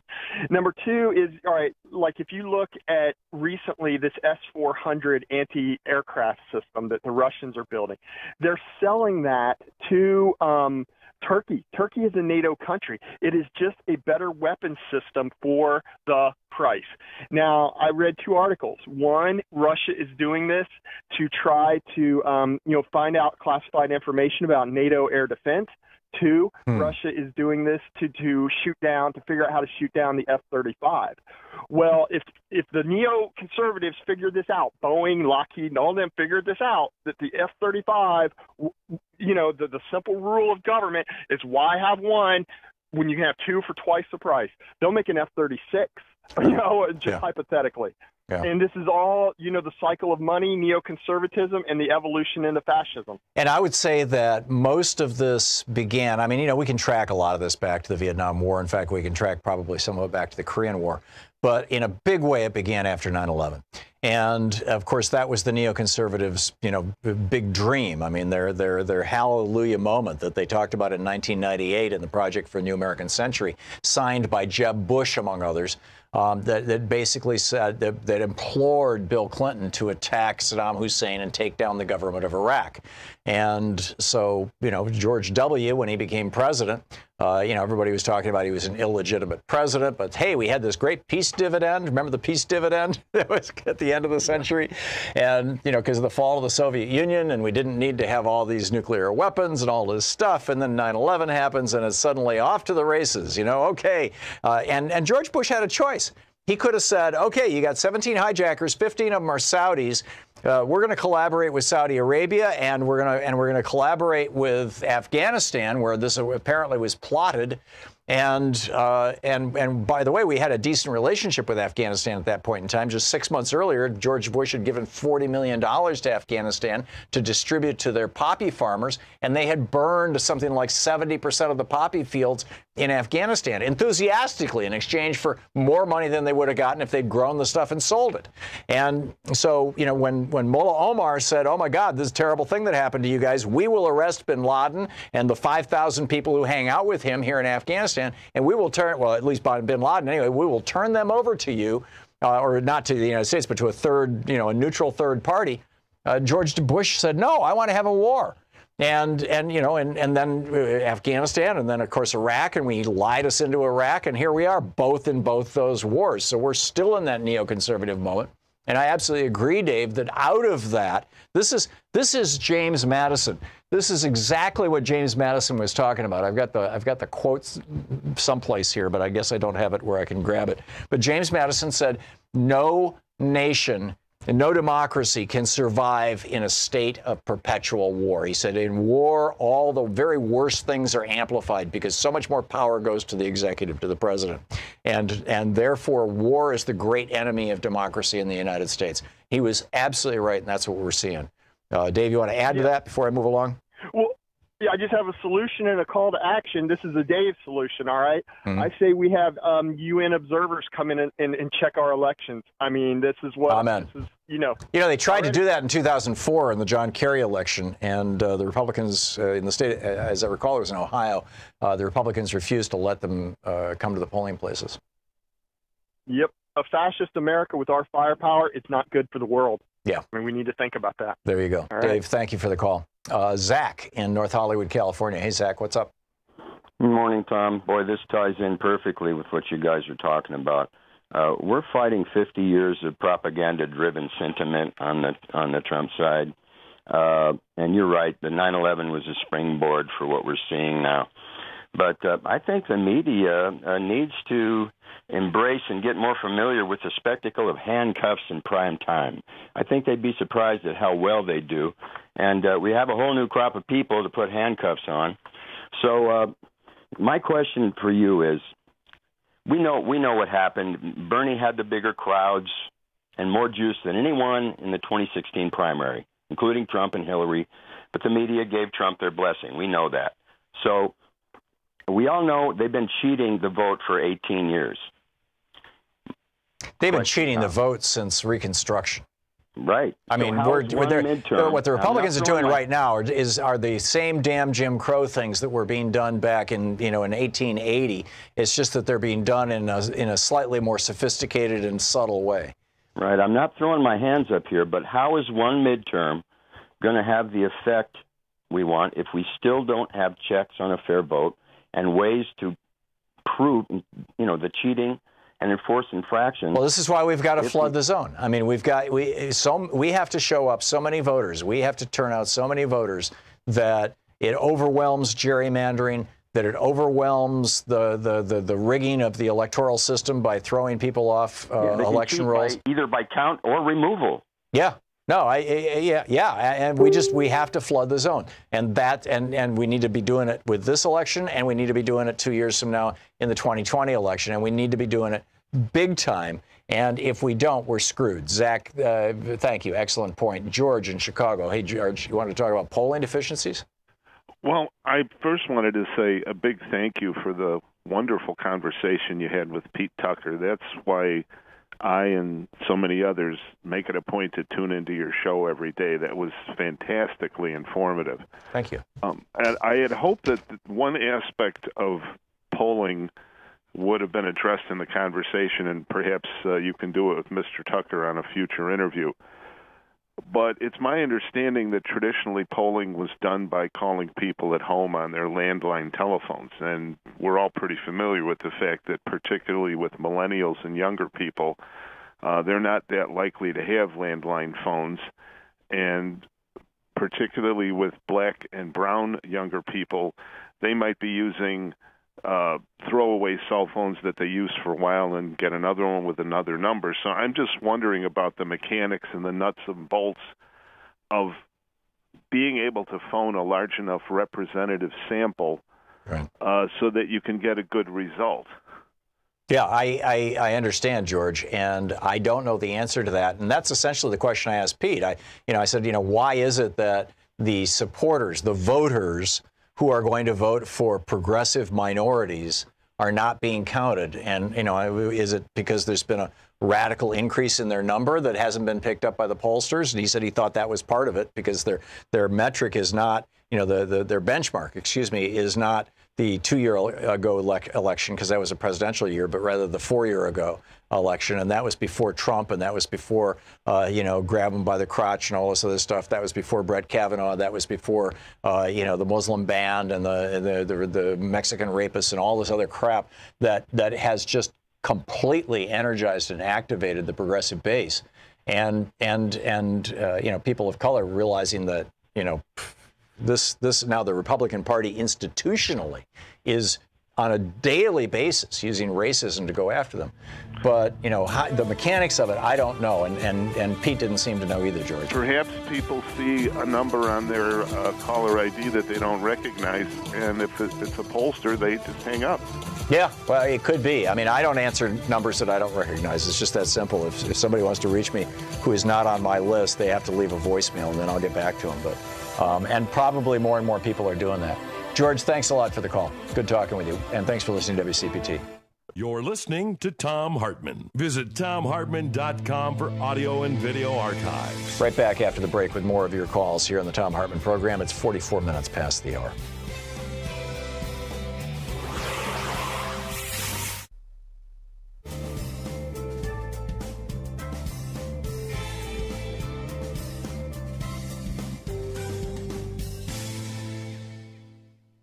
And welcome back. Vita in Addison, Illinois. Am I saying your name right? Vita, V-I-T-A, or Vita? Watching Free Speech TV? Vita, your phone is muted, maybe? Okay, I'm going to put Vita on hold. And Vita, I'm assuming she is on line 2. And if you could find out what's going on, I'd appreciate it. Alan in Springdale, Utah. Hey, Alan, thanks for watching Free Speech. What's on your mind today? Hi, Tom. Thanks for taking my call. Great program, especially the last couple of days. As I told your screener, you've been saying a lot about the influence we can have on people we know. And, here in Utah, it's kind of John Bircher light is the dominant politics, and it's so hard to unwind all of this basically propaganda. I've got family members who are really good-hearted people, help a neighbor move and visit you at the hospital and stuff, but you start talking about the events and they just in the news, and you can't unwind all this preposterous. Well, and even Mitt Romney, Alan, I mean, back during the primaries, Mitt Romney just came right out and said Donald Trump is a fraudster, he's a liar, he's a cheat, he's a hustler, he's a con man. I mean, I believe these are all words that Mitt Romney explicitly used to describe Donald Trump. And now that he's running for the United States Senate in Utah, in your state, he has walked away from all of that language. And now he's saying, well, I don't agree with Donald on everything, but he's a pretty good guy, and these kind of things. I mean, I always thought of Republicans in Utah as being heavily influenced by the Mormon Church, which has a strong ethic of family and community. And therefore, they weren't quite as crazy as Republicans in the rest of the country. Was I wrong, Alan? No, I think there's a lot of truth to that. But so what's happened to Romney? Well, I mean, Romney wants to win, and so I think he is really an anti-Trumper. Now he's too much of a Paul Ryan. So you think that Trump has had so much influence in Utah, and maybe, I don't know, maybe Orrin Hatch bears some responsibility for this because he's been Trump's best buddy there here for a while. That the Republican Party in most of the rest of the United States has become the Trump Party, certainly has in the South, that in Utah also it has. Is that what you're saying? To a certain extent, it's just what you were describing earlier. And so, like my younger brother who lives in Lake Havasu City, Nevada, has been defending Trump. Which is also a Mormon community, as I recall. Yeah. Yeah. Largely, yeah. And he's talking about just idiotic stuff like Trump has reached out to the black community several times and they keep rebuffing him. And I I just like your. I think that progressives need a different agenda, not sound like they're trying to go back to the America of the 70s and 60s and something to distract everyone. Yeah. Well, we didn't have, I mean, you could get a decent education back in the 60s and 70s, but we didn't have health care for all. I agree with you, Alan, and I think that we need to be looking forward and we need to define those issues, and I think we largely have health care, education, and the economy. And let's move forward. Alan, thank you for the call.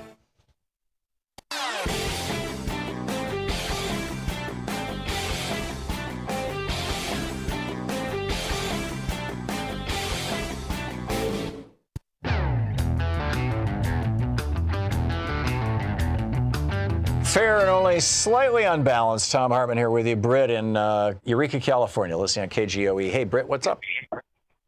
Hey, Tom. Thanks for taking my call. Sure. Listen, I know I'm going back a little bit. You were talking earlier about concerns about climate change, and I have to be honest. I read an article, I believe it was in the Washington Post, this morning regarding the insect populations in the El Yunque forest in Puerto Rico. That's the one I was remembering. I thought it was someplace else, but I thought it was Australia, Puerto Rico. You're absolutely right. Well, yeah, it's a really concerning thing. I mean, everybody hates to get a mosquito bite or a tick on you or something like that, but I should also point out that I'm a biologist in California here, and I really can't state how fundamental those organisms are to the health of the planet. I mean, so much of all of the animals that we see around us are literally feeding off of insects, or if not of insects, they're feeding off of other animals that do consume insects. Right. This is the bottom of the food chain, or close to the bottom of the food chain. This is probably one of the most crucial aspects of the environment that's now becoming to light as a result of this climate change. These insects do not have the capacity to deal with heat internally inside their bodies. Like, dogs pant, we sweat. There's a variety. Right. That was the big mammalian discovery or evolutionary leap, is to deal with temperature change.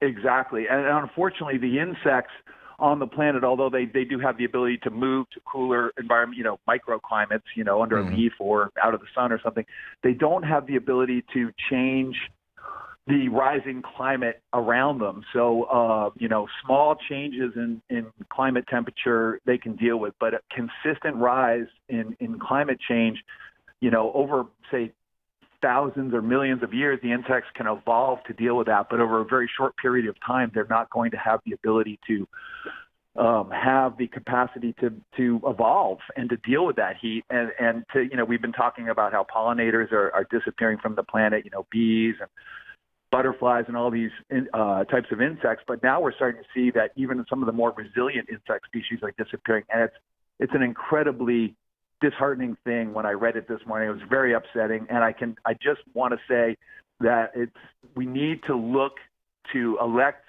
politicians that can absolutely identify the crisis that we have with this climate right now. It's a very concerning thing.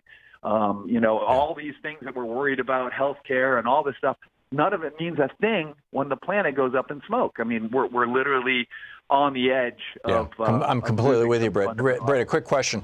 We've had this conversation dozens of times over the 15 years I've been doing this show, and it seems to be getting worse and worse. People will call in, particularly, and I mentioned this earlier, long-haul truckers, and they'll say, it used to be when I drove through Georgia in May, or when I drove through Michigan in June, my windshield would be covered with bugs. Every 2-3 hours I had to stop and scrape them off.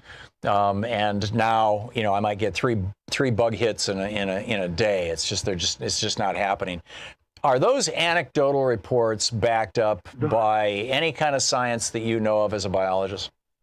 Well, I'm not, unfortunately, a scientist who's focused on insects, unfortunately, but I can tell you anecdotally, I've had the same experience myself in the springtime driving through the Central Valley of California. I've been here for about 26 years, and say 15 or 20 years ago, driving through Central Valley in the springtime especially, you would just be covered with insects. You'd have to probably stop multiple times to fill up your windshield wiper fluid just so you could keep the windshield clean. It was bothersome, but you also felt like, well, this is a good thing because, these insects are reproducing, they're providing food for a lot of animals. It seemed like a normal thing. Anecdotally, I can tell you that over the last 10 to 15 years, it's been you just don't see it like that anymore. It's clearly gotten to a situation where we are no longer, I think, experiencing, or we're now starting to experience a real decline on the fundamental food webs on this planet. And it's an incredible concern. And all I can say is to all of your listeners out there, support politicians who believe in climate change and want to do good for the world. All the other stuff that you talk about, as important as it is, and as much as I support it, doesn't mean anything if we can no longer live on this planet. And Amen. Amen. Amen. Thank you for your good work. I really appreciate it, and I will be listening. Thanks, Britt, and thanks for the rant. Appreciate it. Daryl in Danville, New Jersey. Hey, Daryl, what's up? Hey, how's it going, Tom? Good. What's on your mind? Yeah, I just have a few things, if you can bear with me for a second. Pick one, please. Okay. Well, going back to the death of this journalist in Turkey in the Saudi embassy. Right. Mr. Khashoggi. You recall back in September of 2016 when James Woolsey quit the Trump campaign? I specifically I don't, but continue. Yeah, he quit, and he was the one that informed the FBI that Flynn was planning with the Turks to whisk Fethullah Gulen, the cleric that lives in the Poconos. I remember that now. Yes. For $15 million, he was going to whisk him back to. And you know what Erdogan was going to do with that cleric? Oh, I'm guessing he was going to put him on trial and kill him. He was going to put him on trial and kill him because he said he was involved in planning that coup. Right. And so it's real rich for me to hear Turkey pointing the finger at Saudi Arabia. And also, anybody who thinks for a second that Donald Trump did not know that this was going to happen is smoking something. Well, I want to know what happened in the phone call that the MBS, the guy who's running Saudi Arabia, had 2 days before this happened with Jared Kushner. The last time these guys were together, they were up until 4 o'clock in the morning, 2 nights in a row, smoking or drinking or just whatever they were doing, and, plotting how to rule the world, these two young 30-something princes, basically. And almost immediately after that, and there's widespread speculation now, including among people in the intelligence community, that Jared Kushner shared classified information with MBS about people in his own family and court who were not entirely loyal to him, because he went on a purge, and some people died, and some people lost all their money or large chunks of their money, and everybody was scared to death. And then Jared Kushner has another phone call with him, and 2 days later, you got this Washington Post journalist is slaughtered. And somehow Jared Kushner is no longer upside down on his Manhattan property. Right. And I mean, this is the problem with having corrupt leaders.